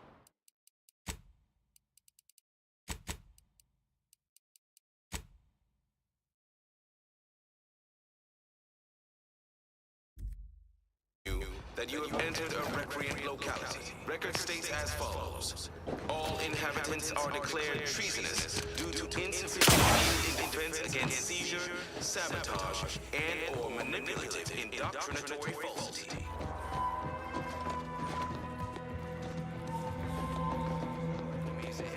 Welcome back. Disdain our sense of community. The itinerant stranger returns.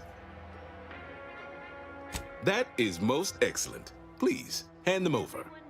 The paradigm epitomizes the pinnacle of social order. Why? Because the Yes, we had what you outsiders call a deal. I promised you a means past the bridge and a way inside the Vox relay. There is wreckage from a crashed ship traversing most of the expanse. With the right equipment, the path will lead you directly to the Vox relay's main gate. Tell me, do you already have Protectorate jump boots in your possession? That's what I knew them as. The official title is Personal Plasma Thrusters, I suppose. here on Eden, we all enjoy the full luxury the paradigm affords us. A perfect life of contentment and plenty. We have community, purpose, time for recreation. We sleep well at night. Work isn't strenuous or stressful. Food is nutritious and plentiful. Correct. At least if you want to emerge safely out the other side. I'll prepare a writ of conscription to allow you entry to the Vox relay. While most would refuse my authorization, the sentry assigned to the gate once lived in Westport. Sentry second-class layman. Show the writ as proof I have conscripted you into my employ. Use it to press service on my behalf, and she will let you in. Once you're inside, there's someone else you should show it to. You do that and say what I tell you. It saved many lives.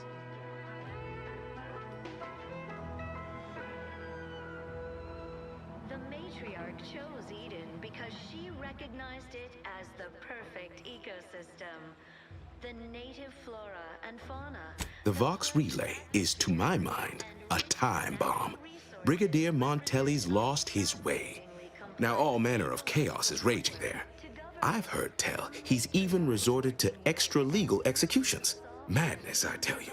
A brigadier doesn't act as judge, jury, and executioner. That's an arbiter's job. And even then, they're enforcing existing protectorate law. Naturally, sometimes challenges do arise. We all know how invasive Why, isn't it obvious? As vigilant, I was his commander, and without my guidance, he was lost. All manner of chaos seems to be the order of the day at the station. Executions done in the service of order are an unfortunate necessity.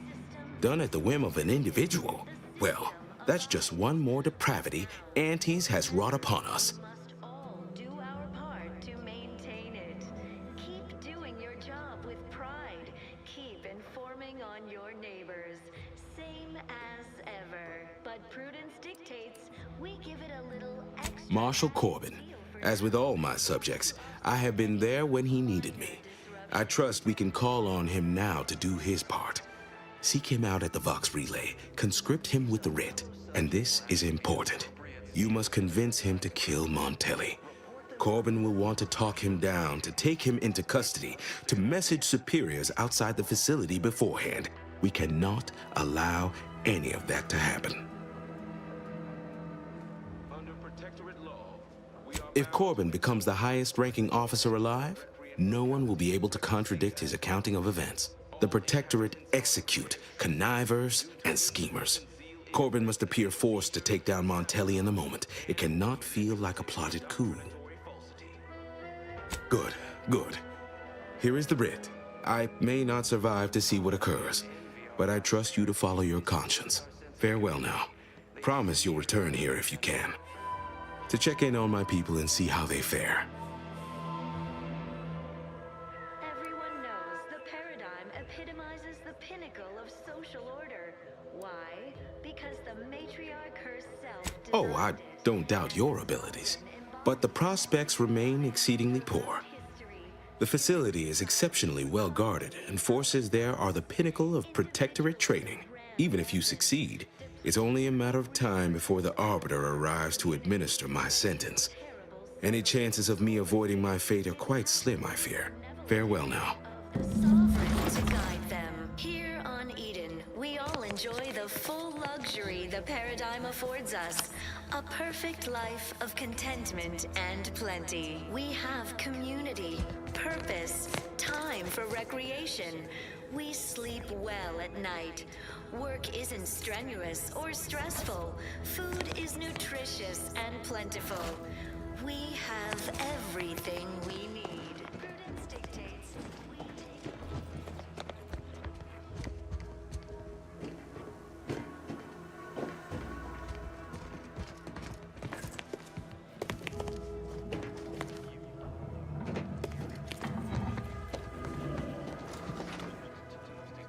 Prudence dictates we maintain sufficient zeal at all times.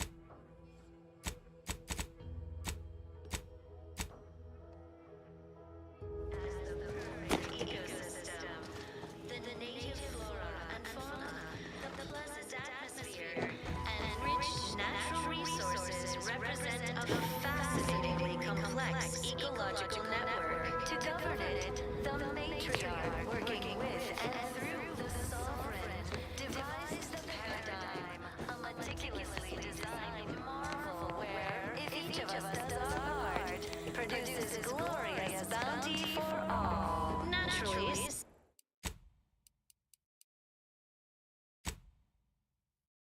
challenges do arise. Exciting news! The Vigilance sent that outsider to collect automech parts for us. I hear correctly that you brought us automech parts? Why, thank you kindly, outsider. No, friend. The base individualists within Auntie's choice. Though don't fret, the system is resilient. You have the gratitude of everybody, especially me. We must all do our part to maintain. Keep doing your job with pride. Keep informed.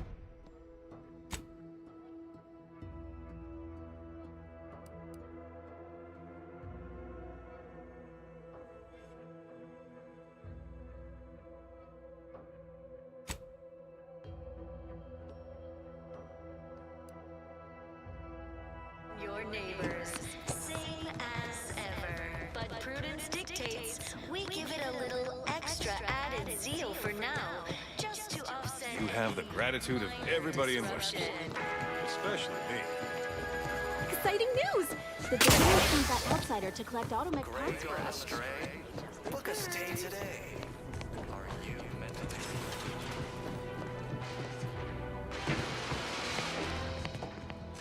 Under protectorate law, we are bound to inform you that you have entered a recreant locality. Record states as follows. All inhabitants are declared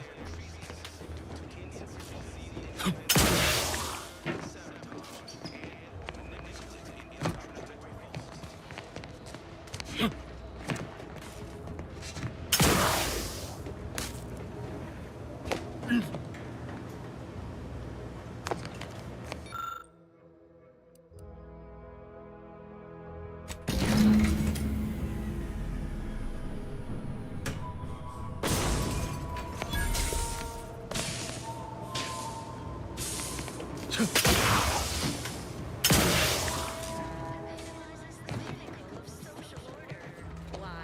Because the matriarch herself designed it, and the sovereign embodied.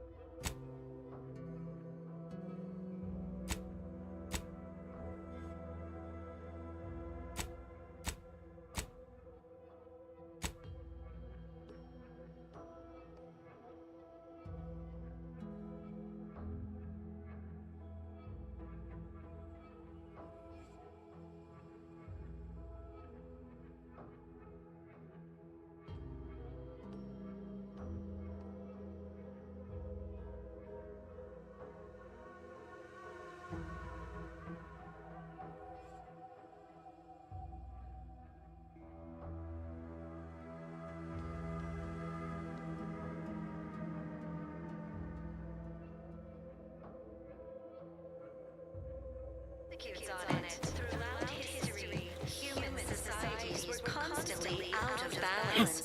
Individualism ran rampant. Depletion of I'm very curious how the town is going to function without the generator. Yes. Without it, we have no automechanicals. Without them, we'll have to do the work with our hands? I'm sure this is all part of the paradigm. The full luxury the paradigm affords us. A perfect life of contentment and plenty. We have community, purpose, time for recreation. We sleep well at night. Work isn't strenuous or stressful. Food is nutritious and plentiful. We have everything we need. Prudence dictates we take a moment to rightly appreciate it all and thank the sovereign.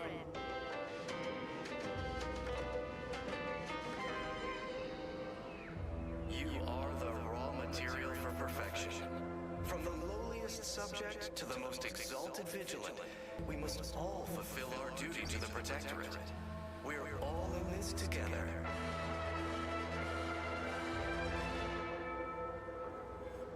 The matriarch chose Eden because she recognized it as the perfect ecosystem. The native flora and fauna, the pleasant atmosphere, and rich natural resources represent a fascinatingly complex ecological network. To govern it, the matriarch, working with and through the sovereign, devised the paradigm, a meticulously designed marvel where, if each of us does our part, produces glorious bounty for all. Naturally, sometimes challenges do arise. We all know how invasive species can unbalance even the most I inhaled so much dust and debris during the attack. Still hurts to breathe. individualists within Auntie's choice. Though don't fret, the system is resilient. The system abides. But now, more than ever, we must all do our part to maintain it.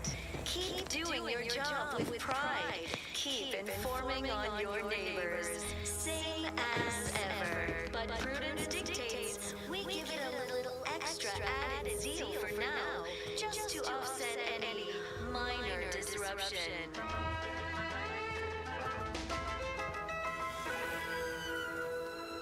Feeling distracted? Daydreaming on the job? I wish everyone's neighbor Prudence was my actual neighbor. Except my domicile. You walked in here under your own steam and appear reasonably free of cuts, burns, or weeping lesions. So, I assume you're presently devoid of mortiferous injuries. Good. Because we've got more of that than we can handle. Don't suppose you have any medical supplies to spare, do you? That you might kindly consider donating? Oh, no thank you. Not looking for anything that does more harm than good. I've enough ailments to manage already. From what I've heard about Auntie's medicaments, Might poison a patient or cause them to grow an extra head or something. Never know what they're testing out on you. My extra parts aren't side effects. That's your implication. And anyhow, I should think some minor side effects would be preferable to dying. Honestly? Well, I'm a reasonable judge of character, and you seem upright. On behalf of my patients and I, thank you. We're all grateful. Guess outsiders aren't all just base individualists like they say on the wireless. Barring this being some tricky sales strategy, that is. This is a good start, but I fear it won't last long. Wouldn't happen to know a reliable means to procure more, would you?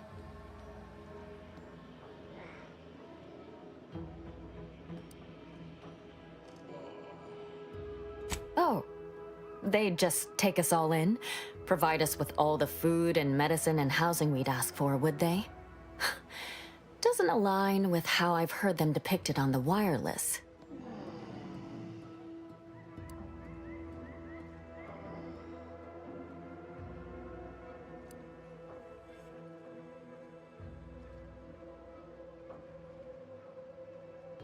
You almost make that sound reasonable, under a highly skewed, morally vacuous light. Not seeing a wealth of options here at present. I can watch my patients die, then face execution, or we can resettle elsewhere and remain alive. I lean toward the latter. The abandoned section of Westport ought to have some supplies. Should be enough medicaments down there to help our injured survive the trip to Fairfield. It's perilous, though.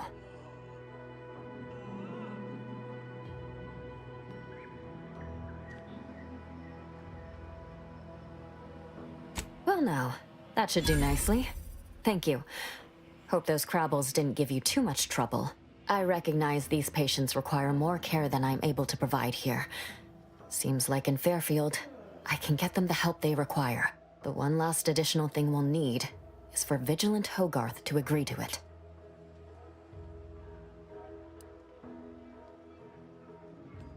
It's less a concern about disloyalty, and more my respect for his abilities.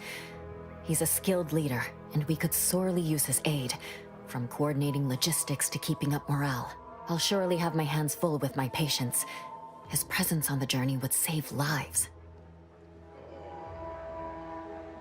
See you when I see you.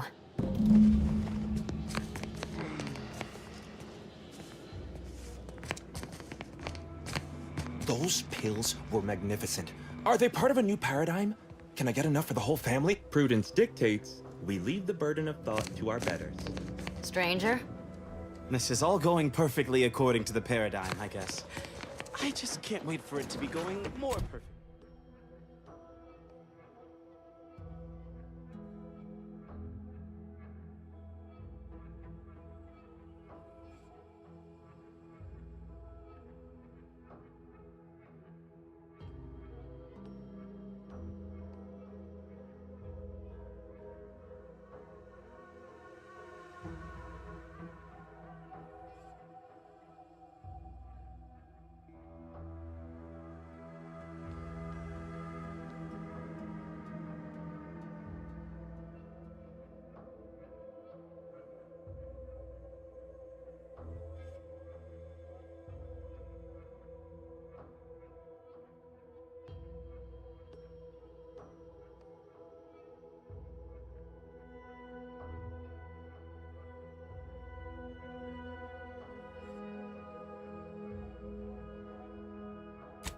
Perfectly again. This unit beautifully acknowledges your presence.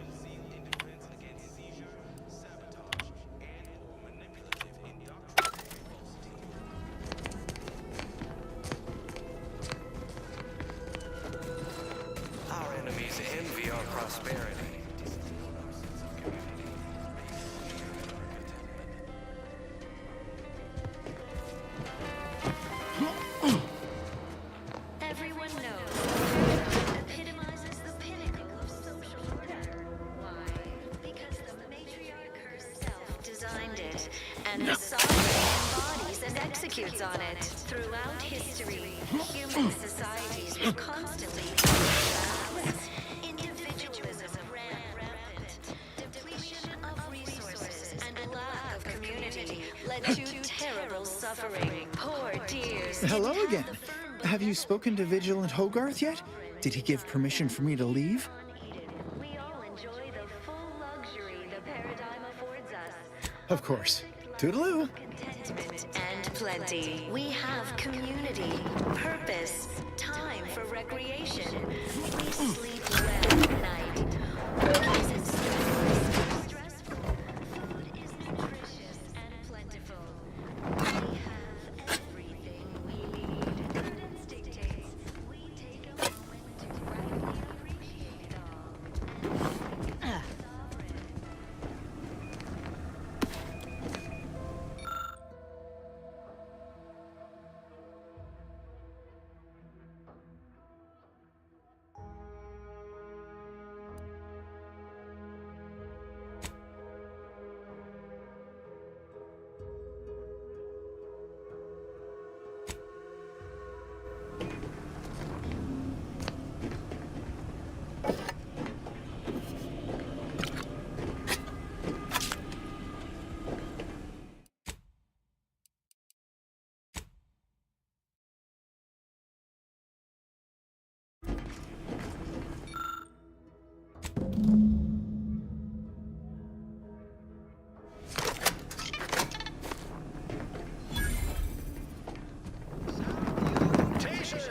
This is DB Milva Street of Fairfield with a special That doesn't sound like a sentient communicator. protectorate subjects with The wireless said that flood in Westport is routine maintenance.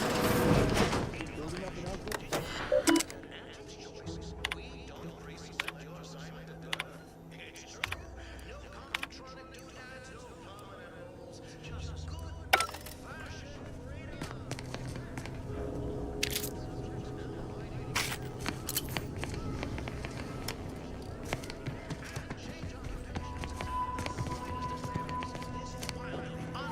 I was sad for a moment because my house got submerged in the flooding. Then the wireless told me everything was splendid. Now I feel much, much better. Without further ado, I hereby extend my personal invitation to you all to join us in Fairfield and sample our unique brand of autonomous self-determination for yourselves. So pack your bags and Trust the get plan, ready to preserve set progress, sustain the system, serve the sovereign. A fine quote. My favorite is, we must route all distractions. People have been complaining about those ads playing. Huh. I'm inured to all manner of hollering.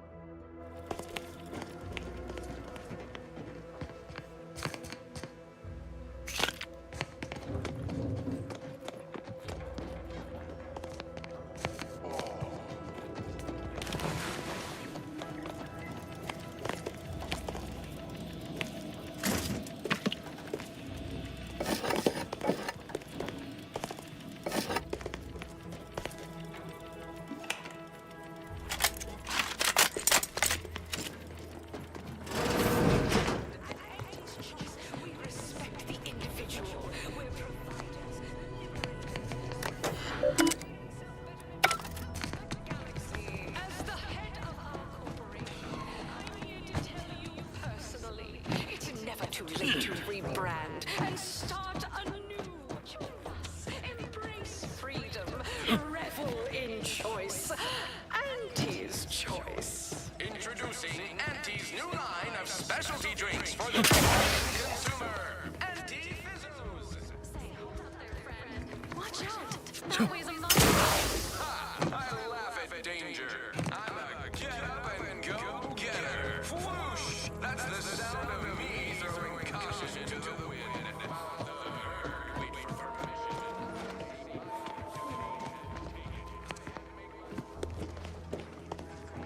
I wish I could be more like them. That endless yattering is more insipid than I'd imagined.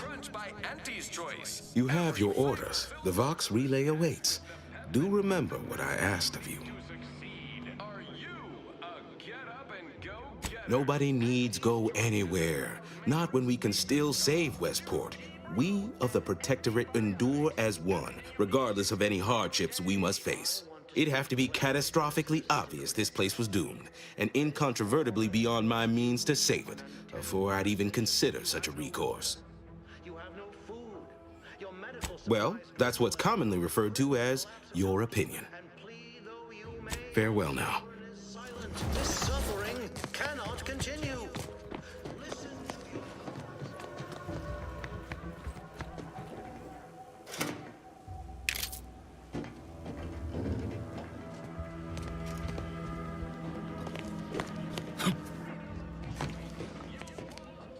You've returned.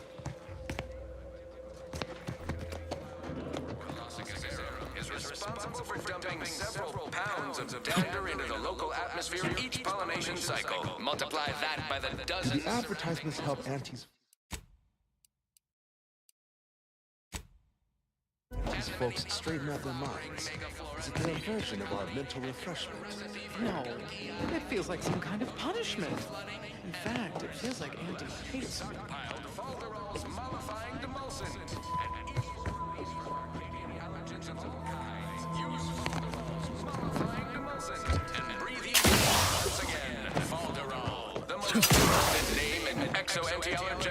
That didn't sound like prudence at all.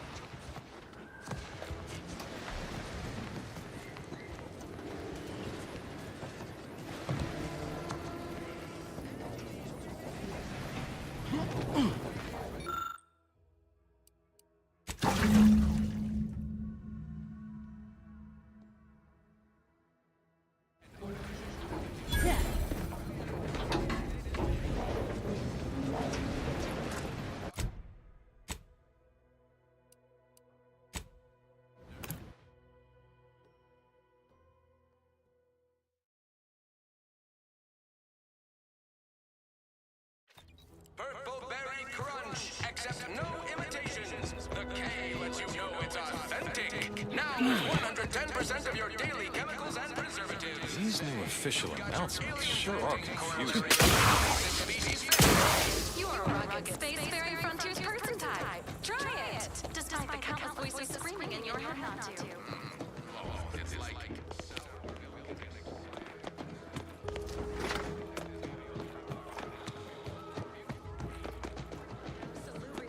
That vacuous cacophony sets my teeth on edge. You have your orders. The Vox relay awaits.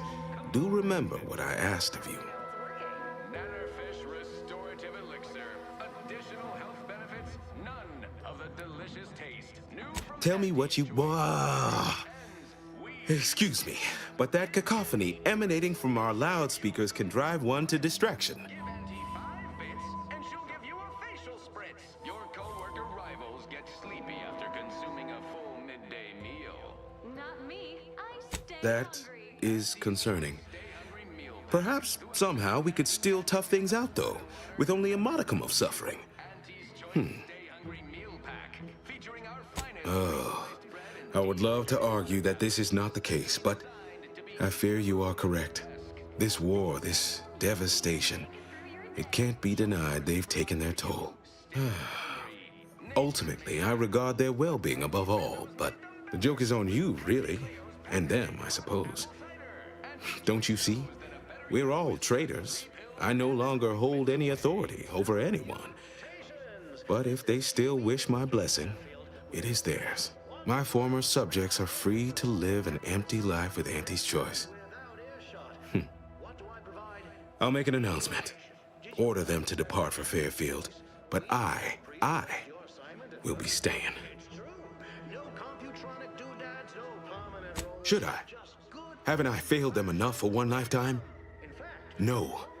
I will stay here and loyally await the judgment I richly deserve.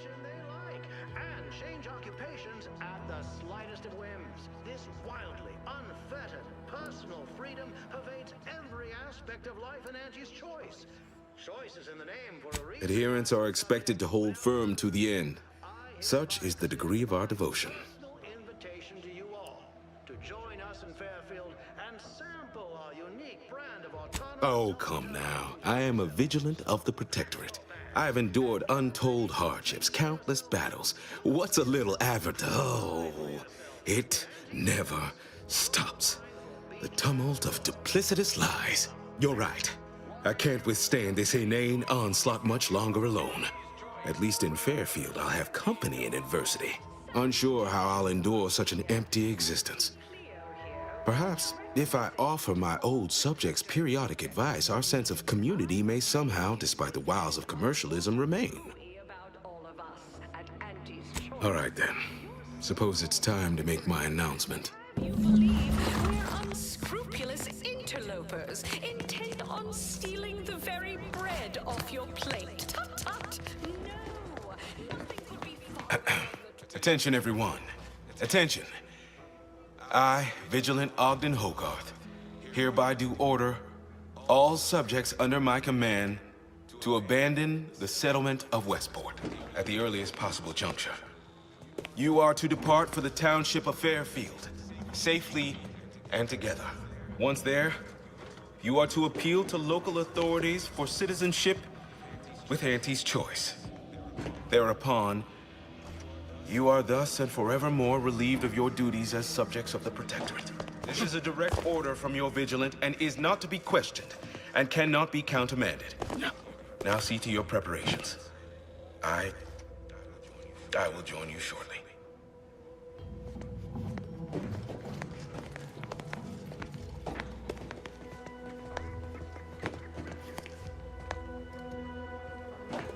Need a moment to let this all settle in.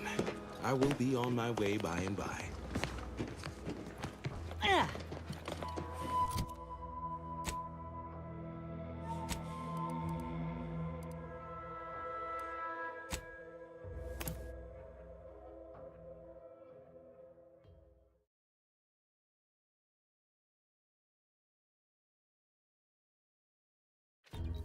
Why choose just any choice when you could choose Auntie's choice?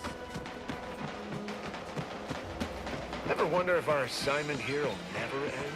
Like, our employment contracts will just keep renewing. Whoever fixes this rift problem is definitely getting a hull-side suite with an Elysian view in head office.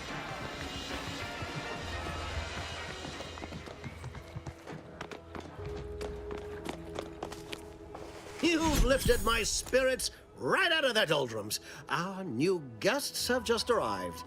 Here, a considerable reward for your considerable efforts. From the hushed grumblings of the refugees, I've gathered that you, perhaps aided Westport's departure into inhospitability. Sometimes the harshest moves are the most necessary. I've two minds about the convertees. Anyone with eyes can see they need guidance, but a pernicious system is not easily abandoned. Have you any thoughts?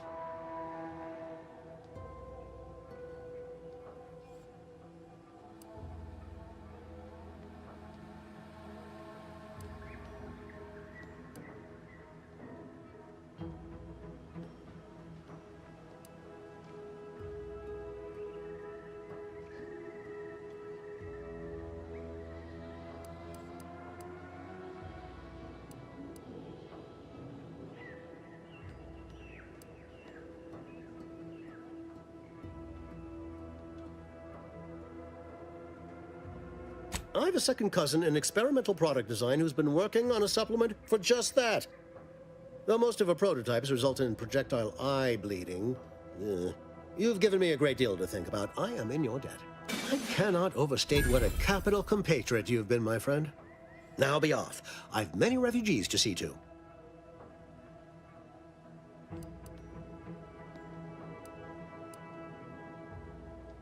I believe Vigilant Hogarth mentioned he presented you with a writ of conscription that should ease your entrance.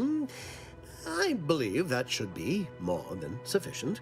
Now, should you ever find yourself visiting the ACS Undisputed Claim, do come see me. I've no doubt that when we next meet, I'll have risen 6 ranks, at least. Farewell!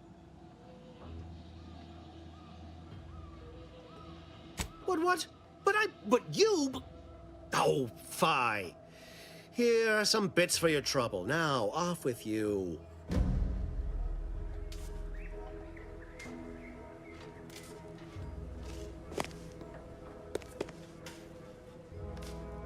Greetings again. You have my undivided attention. What's on your mind?